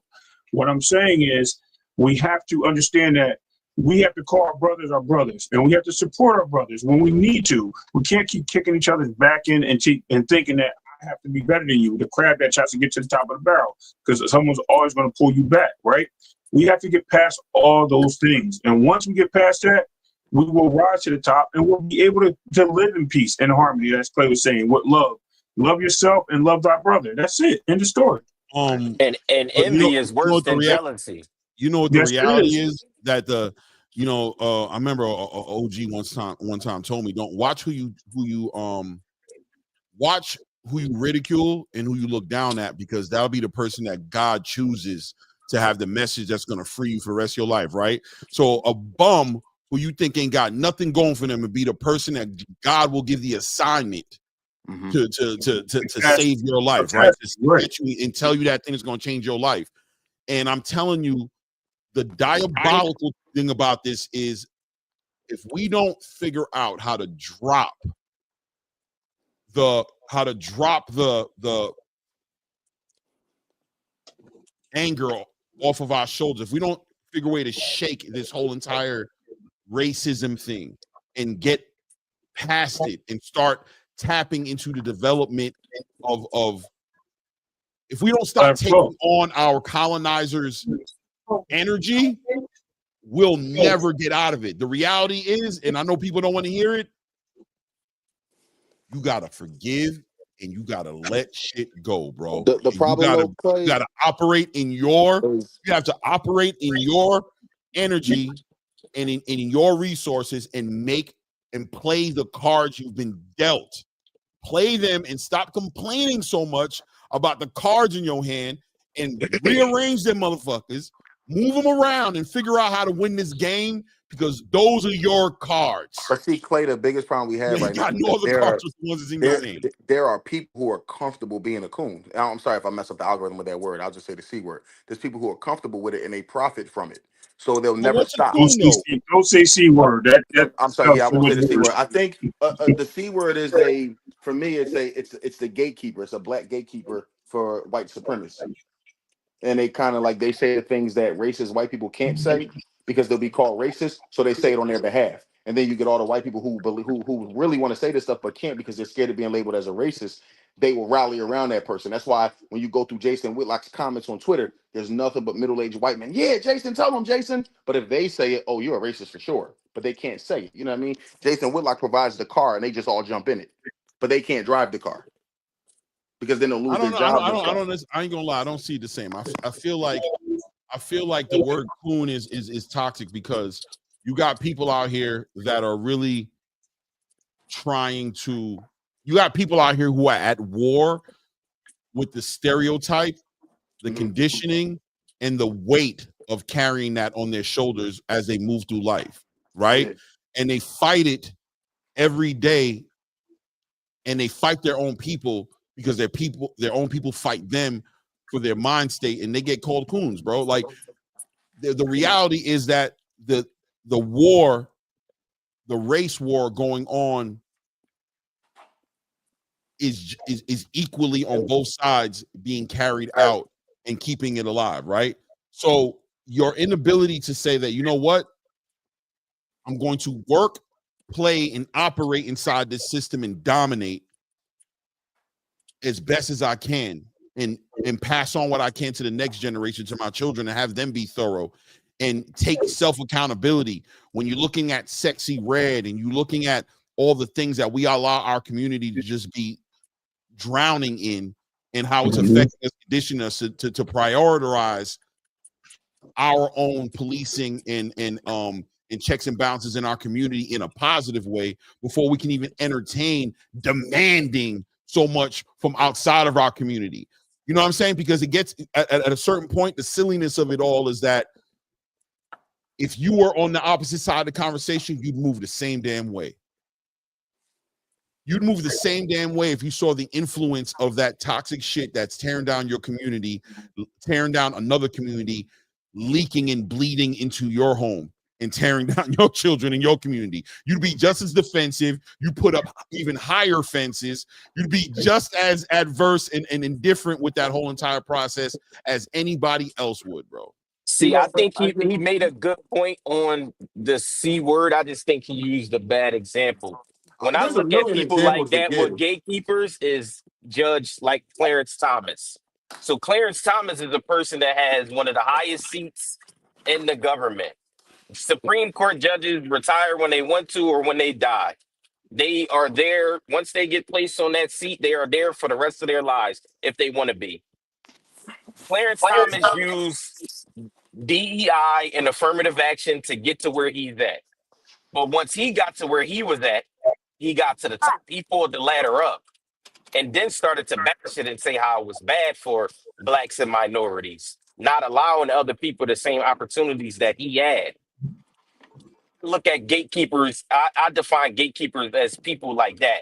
Like if people out here have information for people to get ahead or whatever it is, credit literacy, financial freedom, stuff like that. Those are the type of people that I pay attention to. If you gatekeeping information that can help people get further along in their lives, that other stuff, me too much, I don't pay attention to that. Yeah, but there's an attack on black excellence by other black people, and that's the definition of that C word we talked about. Where you got a guy like Devin Haney at 25 years old, he was undisputed champion. By 27, he was 2 weight division champion. And the only conversation is about how he's a B word and how his dad is a fake gangster and all that type of stuff. Why don't we celebrate the accomplishments that they do? Because white people celebrate the accomplishments of their people. Our people are only ones who tear down the excellence of the black father, the black, you know what I mean, the black family. Like Devin Haney and his father are more than just a father-son boxing team. They are a family. So when they move with. and they get attacked every single day. And I'm like, at what point do we stop attacking and give them their flowers for something? They've set an example for other black families. Like they set an example for the Schofields, the Normans. They're not following the example, but hey, I mean, the I blueprint has think been that's set. what Ray said. Like what Ray always say. A lot of these people, they don't respect fighters. Period. So I think we need to start first of all with the sport of boxing, and then with the fighters. It's just a lot of disrespect that comes these fighters' way, and sometimes I I agree. feel a Javante Davis. Like, yo, I'm trying to get away from this shit. This shit is toxic. Right. You feel what I'm saying? Yes, Mandingo You could fighting. never do Right. enough. No, the fans is never satisfied. It's a lot with that shit, It's man. weird, right? So, Meanwhile, Canelo do what the fuck he want to do, and right. nobody questions him. Because the Mexicans don't mind what he does because they love and support him. The Mexicans don't attack Canelo. Well, They love Exactly. Canelo. who in boxing Exactly. itself, who can when he's ran a division, he fought everybody prior to that. You know what I mean? You have to give him his accolades what he had. So at this point, who cares who he fights? He don't care. He don't care what you say. And then let's move to what you were just saying before about with Devin as an example, right? So it goes back to what I said about us having to stop being the ninjas and start being black people. Now, we don't have to support him because we're black. You know what I mean? We can support whoever we want. But the fact that the people that don't like Devin are more so from the vibe of, I support this guy because he's more street or he relates to me more. It's almost like following your favorite rapper. Like, yo, his bars is drop. You know, that sound like the dude from around the block that I know, you know what I mean? Or whatever it may be. They're able to relate to certain things. And when they relate to it, they go against everything else that stands in front of that. So Devin just happens to be someone that stands in front of it. Now there's Shakur and there's other fighters now that stand in front of it. So they look for other avenues to push back against these guys instead of giving them their accolades and praise for what they did. I told you, I wasn't on this channel, but I had said like I was against Roy Jones back in the day. I thought he was too chauvinistic. I thought he was weird. I was definitely a Holyfield fan. I liked the mentality of Holyfield. But Roy Jones grew on me. Once I let go of him being who he was, right? Pause. You're right. Thank you. Hey, yo. But anyway, once I let go of the personal ninja in me and saying like, yo, he's this and that, I kind of understood what Roy Jones was. Like, I understood that he was the greatest middleweight that I've seen since I can remember. But those things changed because I was able to accept that for what it was. I didn't have to be that renegade or that guy that just didn't like or hate somebody just because they weren't living or moving a certain way as somebody that I supported. So I ended up rocking with Roy Jones for a long time afterwards. So, I mean, a lot of people got to like just learn to, I can't tell people what to do. I'm not going to say that, but what your point is, they do it because it's somebody that's in the way of what their goals are or the person's goals that they believe they support, and they're pushing back for that person like some angry crowd. That's all. They're policing anybody else. I'm gonna jump off, bro. I gotta finish getting this food done. Can y'all hear me? Man. I'm gonna just jump off fast. I want to leave Anton with something. Like Anton, I could tell you a genuine dude who really want to have good boxing conversation. And all of this being said, bro, I ain't gonna say nothing too much, but just listen to what's being said by who and just watch the company you keep, bro. Oh, absolutely. You see, ain't nobody in this truck. 95% of the time, I'm dolo solo, baby. I ain't with my wife and my kids. That ain't what I'm talking about. But just watch the company you keep and listen to what's being said by who. And just know that when you on this platform, you in the right place. Oh, okay, you talking about, okay, I got you. Just watch the company you keep and watch the things that are being said and just watch, just monitor your whereabouts. Say no more. All right, brother. Y'all be safe. I'll talk to y'all later. Salute. All right, bro. Kev. All right, man. Yeah, but man. Yeah, this car's looking good, that was man. a good conversation. Yeah, it was good. A lot of people, it's good to have it. You know what I mean? The kid nice. Yes, he is, Ross Clyde. I'm telling you, bro. Nash is nice, bro. I'm liking what I'm seeing. I'm not going to lie to you. Boy, got a nasty, the level changes. The jab is sharp, straight laser point. The head movement is on point. He got this boy looking like, like I said, I'm looking in this tournament right now, and I'm looking for the fighters, the future. I'm looking for the future of boxing right now. And I like what I'm seeing from this kid right here, man. That jab is on a laser beam, bro. Is this an all-day event? 16 fights. So as long as that takes, you know what I mean? Shout out to you for boxing, for putting some color in the chat, man. I appreciate you, King. Thank you, man. Salute to you, bro. Yeah, I do feel like with the whole, like what he was saying about Devin Haney, I think there was like, I was never one of those people that was bashing Devin Haney for being cheated. My whole thing is, I kind of took the Shakur position, like what Shakur said after the fight. He thought that Devin would go in there and box and make it an easy night. So I questioned their game plan. The game plan wasn't to come in there, stand in front of Ryan, and get striked by that left hook that we know. If Devin would have boxed and did what he did against Regis and the rest of them dudes, he would have won that fight. He probably would have 12-0 Ryan. But I think all of that excitement and all that stuff that happened outside of the ring kind of messed things up, and he went in there and wasn't level-headed. Right. And just got over anxious and, went in there on that tight time. Shakur don't care. People say his performances is this. Shakur thing is, man, I'm leaving out of this ring and I'm going to have a victory. I'm leaving out of here with a W, because at the end of the day, that's all that really matters. That's all that really matters is the victory. Now, I do like to see good performances, and I want boxers to elevate each opponent that they fighting and show something new, like I was looking for from Boots. But, bro, you gotta be able to adapt, and the shit ain't going the way you thought it was supposed to go. You got to still get the win at the end of the day for your career. I agree. I think it's a conditioning. A lot of this stuff with Haney, and I don't think it's I'm telling you, I don't think it's a black white thing, man. I don't really jump into that. I don't subscribe to that energy too much, man. And if it is a race thing, it's in the race. It's not outside the race, bro. You know what I'm saying? Yep. We do a lot more racism to ourselves than anybody does to us, bro. We subscribe to the stereotypes. We subscribe to the idea of what a real, even like the term real nigga. You feel me? What does that even mean? What does that even mean, bro? You know what I'm saying? Like, it's cool to say it. Like, if I'm talking to you, we chilling, like, man, you a real nigga. I'm saying it in a genuine way, but I've seen it used in so many toxic ways to the point to where I'm just like, you know what I'm saying? It gets yeah. It overlaps each other, right? Because sometimes that word is used to describe people who act ignorant as hell, who subscribe to the most ignorant things in life. And it's used to persecute some of the people who are holding themselves, you know what I'm saying, at the highest level. That ain't no real, so what people that's out here committing crimes and all types of stuff. Right. Those are the real dudes. Free this guy, free that guy. Really? But did he do it? Yeah, but free my guy. Like, he a real. Is he? Like, you know what I'm saying? I don't know. You know what I mean? So, man, you get to it. I'm 48 years old, bro. I'm not scared to tell you my age. I'm 48 years old today, right? I've seen so much. Birthday. And I've been on the opposite side of the conversation. I've been the ignorant dude. I've been outside. I haven't always been the articulate guy choosing to be humble. That however you see me today. I've been the other guy, right?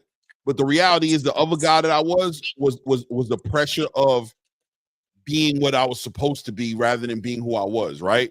That other guy was me trying to keep my status and keep my respect and exist and operate inside of a space that wasn't going to celebrate me unless I checked certain boxes, right? They were going to tolerate me. And I saw with the people who was being different, how the toleration looked, and I didn't like that. I wasn't willing to stand on my own and be by myself until I started to realize that being by myself was probably the best place I could be. Then I could be authentic to myself, and more importantly, be an example and be who I needed to be for my children, right? To make sure that because I didn't want my kids suffering from that and trying to operate under that energy and making them comfortable and being unique. And like, yo, if all you got is your family, be comfortable with that. F everybody out here in these streets that are putting pressure on you to be something that I ain't raising you to be. Because what I'm raising you to be is what the hell you are. Everything else is a lie. You feel me? So if you outside on some street corner in street politics, I'm telling your face that ain't who you are. Why? Because I ain't raised you to be that way. You heard it? So you, whatever you being outside, you doing that because you got these dudes thinking that these dudes' opinion of you matter. You know what I'm saying? And they don't. When you get to that age, when you hit like 30, 29, 28 years old, these dudes are going to still be outside, either suffering the consequences of that nonsense they were backing up, right? Or passed away, and you're going to be somewhere else and having a whole nother conversation and living a whole different life. Absolutely. We are our own worst enemies, Anton. We're our own worst enemies, bro. We really are, bro. I agree, man. And I'm glad that I was like raised by some good men that instilled some good values in me. I got a 16-year-old son and I got a daughter. And I tell my son all the time, all that stuff that people maybe or stuff that you go and try to, because we can't prevent everything. We can raise them the best way that we can, instill the values in them. When they go outside, it might be one day they might, go against our teachings and our principles and morals. But I just let my son know, man, listen, at the end of the day, me and your mom, you don't see us out here doing all this riffraff and all of that because we grew up and we know what's real now. While I'm trying to give you this game at a young age, you should take it, because my dad tried to do the same thing to me. But my dad wasn't getting through. It took me to go to jail 3 times for me to finally get it. And I tell my dad now, I just was talking to my dad earlier. I'm like, man, I just remember everything you told me. Like all that shit came true because he lived it before me. He lived it before me, been through it. So all of that stuff, literally, this shit don't change. It's just a cycle. New people just come along. They playing the same game.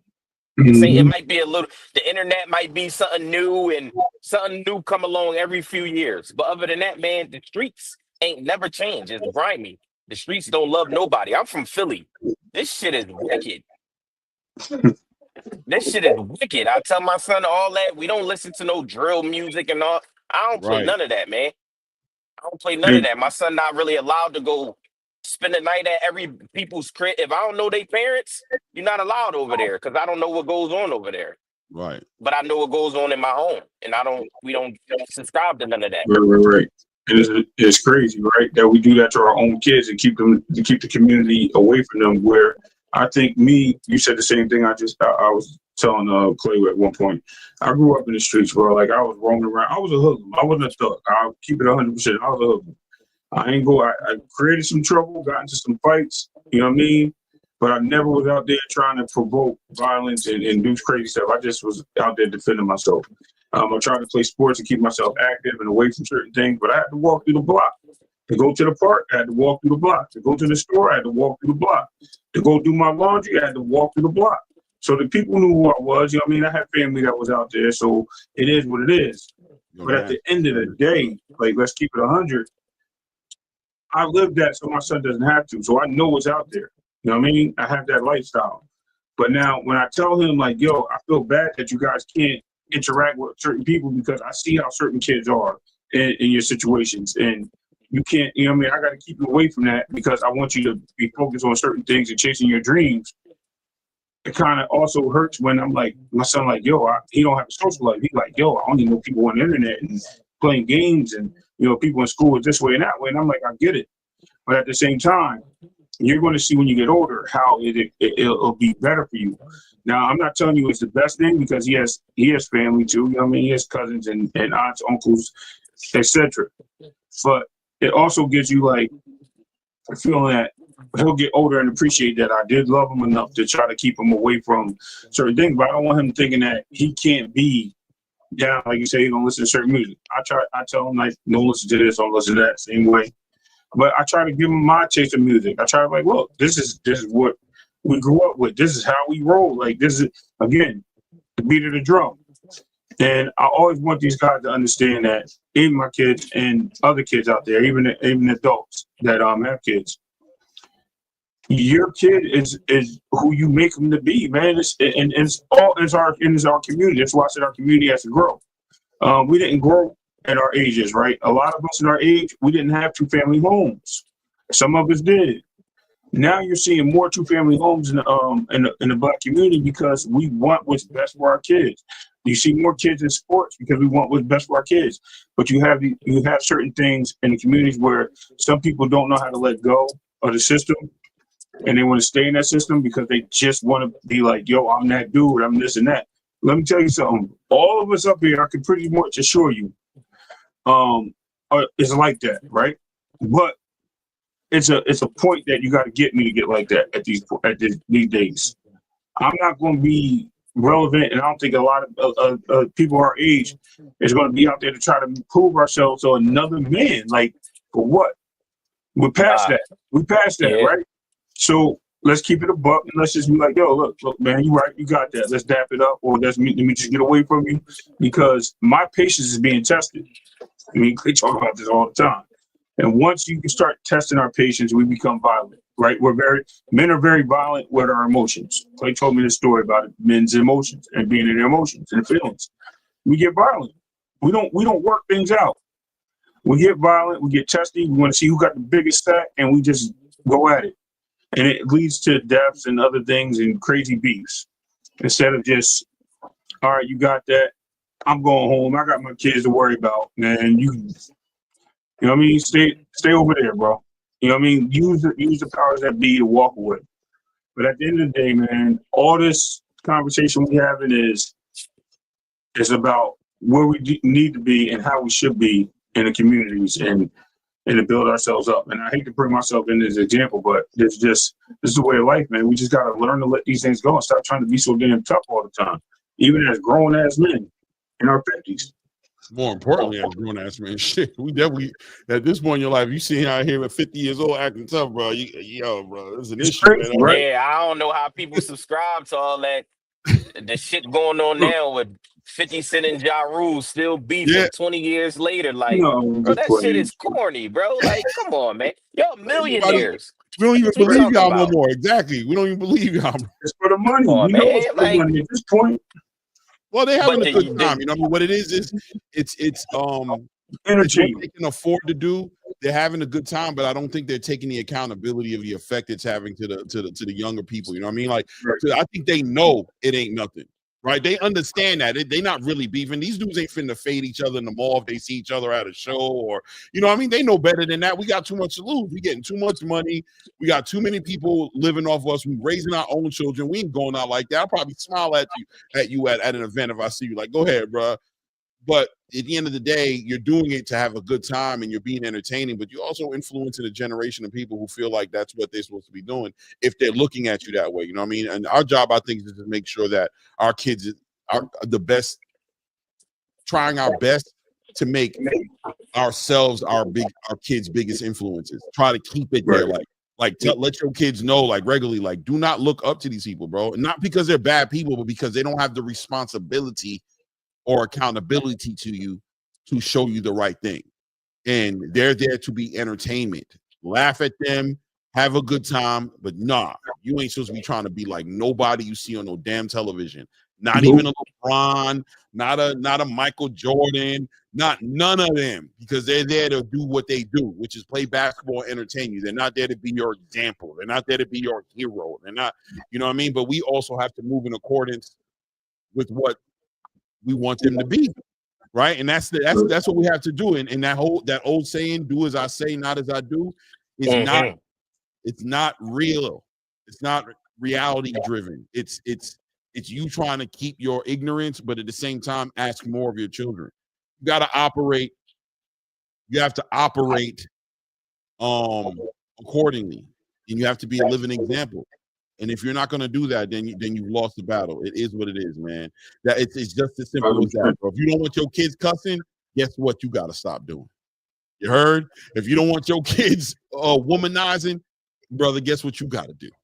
If you don't want your daughters, you know what I'm saying, being, you know what I mean, little slut buckets, then guess the kind of girl that you need to have around. If it's not the wife or the mother of your child, then guess the kind of woman that you need to have around. If you bring around a little slut bucket, then she's gonna think, oh, you can't have both ways, right? And if you want her to have respect for herself, let me tell you another thing you need to do. You heard?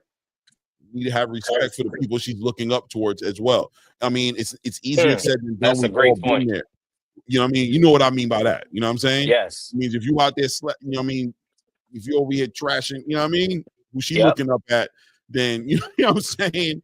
Then you might lose credibility as well. So it takes a lot of self-sacrifice to get these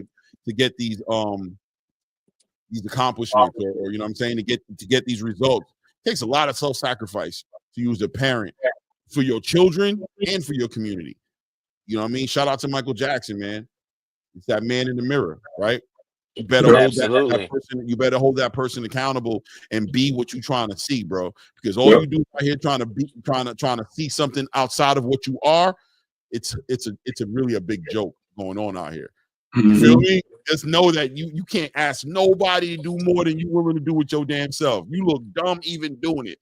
I know I'm out here doing this and that, but I want more for you. Shut up, bro. Yeah. Go get what you came to get in the store and go home, bro. If you want to help your community, bro, get back in your house as soon as you can, bro. Because you out here walking around here being the way you being is not helping what you say. With a dirty white beater. And I think a lot of parents need to. I mean, I'm pretty sure that they know it, but once this whole generation started coming around, where babies having babies, stuff like that, they not understanding that the way they raising these kids. When I tell my son all the time, when you walk out of this house, you represent me and your mom. So if you outside acting a certain way, people are going to think this is how you was raised, and you absolutely wasn't raised that way. Yep. So you gotta be careful of that, and you never know who's watching. Because I did shit when I was a kid. We thinking we getting away with it. We out the neighborhood. One of my dad's friends done seen us wild, and I come home, I don't even know why I'm getting my ass whipped. Yo, it was crazy, right? You understand what I'm saying? Like, there's always people watching. Salute, Justin Watson. Salute, man. It's always people watching, man. It's easier said than done. Know what I'm saying? That talk is cheap, man. You know what I mean? It's one thing to say. It's one thing to say something, but it's another thing to walk it. Because the walking, man, especially when you're conditioned to walk a different way, it's a battle, bro. It's a battle, man. But if you don't embrace it and acknowledge the battle that it is, and if you don't acknowledge, you know, it's like cooking a brisket. Yo, bro, you ain't gonna get around the time. No, that shit take hours. If you ain't gonna want to put the time in, then you just gonna have tough brisket, bro, and it's not gonna be good. And you can't get around it. You can't get around it, bro. The time is needed. Lower that damn temperature. You got the damn temperature too high. It ain't gonna make it go faster. Lower that damn temperature. Take your time and be patient, bro, and embrace the product that's gonna come out at the end of it. And that's what I loved about Kobe Bryant.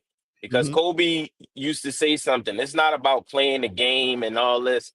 What he loved was the process, the work that he put in to make him great. Right. Being in the gym, doing all the things he needed to do to come out there and perform. You gotta love the grind, man. You gotta love the grind. The Mike Tyson said it, right? He said, "What's discipline?" He said, "Discipline is doing the things that you hate like you love it." Absolutely. That's what discipline Who is, the fuck? man. Don't nobody like eating healthy? Like, let's be for real. I'm going through right now. I'm on my weight loss journey. But bro, you know, if you wanna live a good life, man, you gotta eat healthy. You gotta do something. You gotta exercise. Don't nobody like eating healthy. We all want to go to, you know, wherever, Five Guys every day. Come on, man. Yeah, bro. Me and Clay was on the phone. Hold on, this is a funny story. Me and Clay was on the phone. Clay was getting lunch. So I got somebody right now on the chat. You know what I'm saying? I got somebody on the chat. You see it? Inside the chat of the fight? Yeah. You see it? Yeah. What do you see? Oh, in the fight chat. Look, this dude ain't even know what I'm talking about. Somebody in the chat over here at the fight said Claymore Rain sent me here, although he didn't want us to switch off his channel. LOL. I didn't see that. Aaron Gonzalez, I see you, dude. Bruh, I see you, family. Nah, man, yeah, man, you definitely need to go over there and watch this fight, man. That's what it is, man. I'm glad you're giving me your props of being somebody who sent you over to go see some boxing, though, man. That's what's up, man. Thank you, man. Thank you for shouting me out. I don't see the chat. He's right there. Yo, you watching the chat on YouTube? I don't see it. I ain't got on my screen. Oh, hold on. You know what? I got full screen. Hold on. No, I ain't got it. I ain't got no chat. Oh, I made the screen super big. My bad. I made the we call it the screen when you put the full size screen. Yeah, that You know take what the I'm talking chat about? away. Yeah, it took the chat away. That's why I was like, what's going on? I just canceled the fight. Hold on, let me go back. But yeah, so what you got? What I was saying is, me and Clay was on the phone one day, and he was ordering something, and I was literally pulling up. Remember, I was coming from school, Clay, and I was just pulling up to the same spot. Pulled up to the same spot. I'm like, yo. He's like, yo, what you getting right now? I was like, yo, I'm at Arby's. He's like, yo, I'm ordering Arby's right now. So it's crazy because I don't eat a lot of fast food, but just for some reason, I just like, yo, I need some of these mozzarella sticks. I need the daggone pause on that because I know some people gonna say something. I said I need the what I forgot to order, Clay, and I ordered like a burger. And we was talking about the burger they had. He was like, yeah, it's all right. It's all right. I had it before, and it was just crazy because, like you said, sometimes you know what I mean. We got to eat fast food. And sometimes it is what it is, man. You know No, what I mean? you don't. But I mean, sometimes you want to, but you definitely don't have to. It's just we just got to slow down, man. You're right. That I too. promise you, we moving too fast. We doing too much. We definitely got to eat fast food, bro. That's a I mean, spot. I ain't no big guy, but for I didn't gain, man, driving these trucks, Clay, man, it ain't too many healthy options out here. No, you know what So I I do start now? bringing my lunch now. Start bringing my lunch, I bowl started of fruit, you know what I mean? All that, Also, like, if you don't do it, you can be proactive and get in the way of the nonsense. You ain't got to eat this nonsense, bro. And listen, I'm not trying to be the popcorn kettle black because I pull in and I do dirt to myself. You know what I'm saying? I do dirt to myself. You know what I'm saying? But we don't got to lie to ourselves and act like what we doing is what we got to do. It's not true, bro. People out here just not doing that, bro. And look, the point of the matter is we're being lazy. We're being lazy is the big thing that we're being. We're making excuses and we're carrying ourselves. We're putting too much on our plate and we're not prioritizing ourselves. We're not putting a priority behind ourselves and saying, yeah, I know I got to rush over here, rush over there, but a dead version of me can't handle the other stuff anyway. So I can take an extra 10 minutes, 15 minutes to pull out some Tupperware and put something inside of it, anticipating me being hungry during the day, you know what I'm saying? And having something good to put in me and not being forced to make the best decision inside of some fast food menu. We're not doing that. You know what I mean? We're not giving that 15 minutes the night before, 30 minutes the night before to meal prep a little bit or put ourselves in position to not have to do that, man. It just is what it is, bro.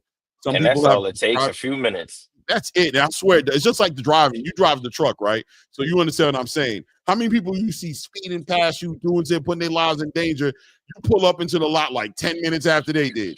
Like, These damn, bro, you did motherfuckers is crazy out here, you did man. all that. Did they hit 10 minutes faster, bro? You almost died and did all that for 10 minutes. I just stayed in the right lane, cruised out. I mean, look, I'll do what I got to do, but you got here for 10 minutes, 15 minutes faster, bro. It ain't worth it, bro. What you put online ain't worth Hell it. Bro. no, man. These balls is crazy on this road, man. I done seen some shit. Like, what is going on? Like, nothing to end up at the same red light as you, or the same pilot truck stop. You like, damn, bro. Like, crazy, man. What? I say that all the time. Me and Clay be I be laughing. He be snapping at drivers sometimes. I be like, yo, Clay, man. He be like, no, man. Yo, yeah, because they be diabolical, man. You got to watch them. Like, if I don't go out on, let me tell you something, Anton. I won't go out like if it's icy or windy. I'm not playing that game, right? I don't care. No, me neither. Me neither. And the reason I won't is not because of me. You feel me? It's not the because other people. Yeah, I'm not getting out there with y'all, bro. Y'all wilding, bro. I'm not out there with y'all, bro. Y'all doing too much. I'm staying home, bro. I'm not doing it. I'm not going out there, bro. It's not because of me. I know I can handle it. I can navigate it. Anyway. Y'all crazy, bro. And you know, in my line, Anton, it's our fault every time, right? We so prevent we always blame. So the best thing we can do I had to kind of tone it down because some people did stuff where, though, you know, with these trucks, you know, it'll slam on the brakes and all of that type of stuff. And it's like you're almost about to get into an accident, camera going off. It's times that I didn't want to follow people, man. So I had to really like tone it down because I'm ready to choke somebody out, man. Like, what's going on with y'all, man? But, you know, it is what it is. It come with the territory. But yeah, I don't play in that ice, that rain, like certain things. If it's snowing, you know, drop my speed down, all that type of good stuff, man. Okay. I'm trying to get home to my kids. I was I wasn't on the Ring Magazine channel. I was on somebody Turkey Al-Sheikh official channel. You saw it. Hey, yo, Brandon, yo, that's another thing. Look at the matchmaking that's happening here, yo. Come on, bro. This is great. This is great for boxing, man. This dude 8-0, 8 KOs, bro, and he about to fight against a dude. Hold on, who he fighting against right now? What's the guy's record? Hold on. Let me fast forward this. Here he is. This dude 7 wins, undefeated, 4 knockouts, bro. These are great fights being put together, man. And I like that Turkey is giving them an opportunity to get that exposure. Like Ray said, some of them people would never probably step on that soil if it wasn't for that event. That's what's up. Yeah, and if it's successful this year, guess what's going to happen? It's going to happen again next year. And guess what this is going to lead into? Because this actually is what he wants to do in the tournament, believe it or not. I mean, is it a tournament? And, he's trying to do it once a year. Once a year, he's trying to do this tournament. Yeah, but I'm saying, but he wants to do this same thing, similar thing with his with that little league that he's doing. He wants to bring on prospects. He wants to bring some veterans in. But he wants to develop the fighters mainly in that. So I mean, this is very similar. So this is what's up. This dude got some quick hands, bro. That's where these guys are going, bro. This is where they're going. They're going from here, and they're going into the boxing league, bro. The ones that don't get picked up by the Bob Arams and the you know what I mean? The Eddie Hearns, the winners of these tournaments and the best fighters out of these tournaments, I bet you are going to be inside that boxing league. 100%. 100%. Yo, Ryan Frazier, you are not lying. This event is it. It's crazy, right? Good boxing. Good boxing. Really like that. Sure. The event is really like that, bro.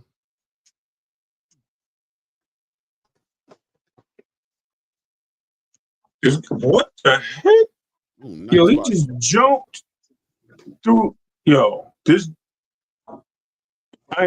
did a weird Superman jump leg kick, bro, with punches at the. I don't know how he did that. My skater coming over with a nasty overhand right hand, bro. It's coming over the top, man. That's what it is. He jumped, Clay. Like he literally jumped like 20 feet to make to make a punch. He got hit on the way out though because he was defensive. Not defensive enough coming back out of that. Like you can see, he got that slickness. You know, T.O. nephew right there. Yeah, he's doing some T.O. energy. I feel what you're doing. He jumped in, you see it, and he throws that corkscrew uppercut straight jab, that corkscrew one. Yeah, what's his name was talking about? Echo. Where's Echo at anyway? I didn't see him in a minute. He was here the other day, right? Oh, Echo. These people. Echo was here yesterday. Yeah, I was gonna say he was here yesterday. All right. Let me see. Yeah, boy. Oh, watch out for the overhand right. He's trying to touch him with it. He's trying to change his life.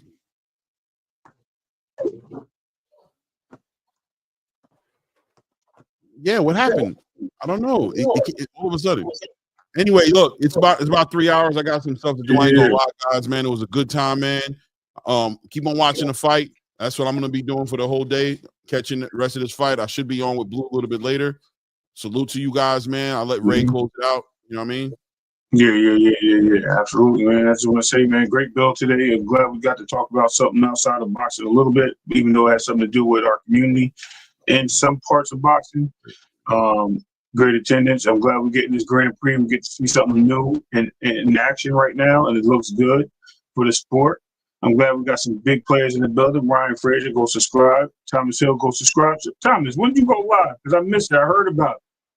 But anyway, let us know.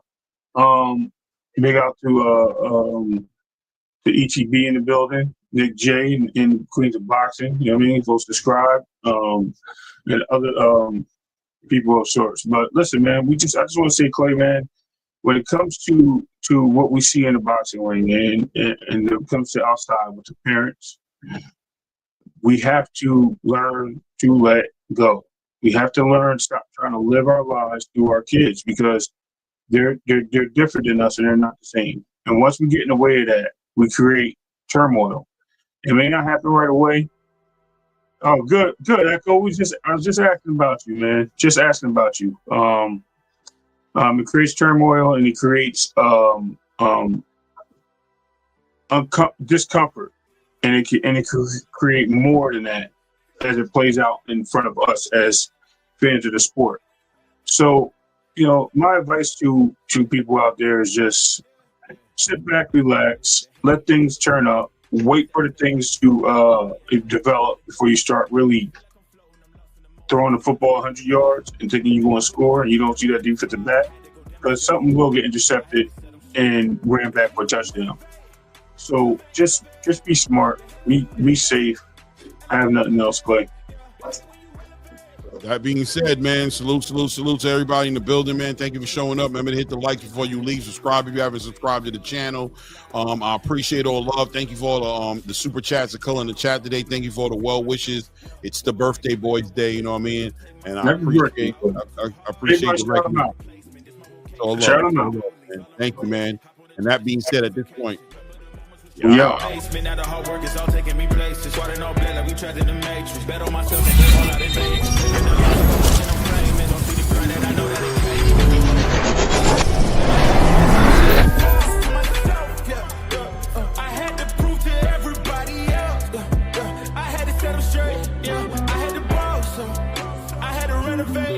They hate when you elevate. The second of losses, I'm handing them out. Yeah, I had to go delegate. It feel like I'm floating, I'm lost in the moment. I swear I could levitate. They never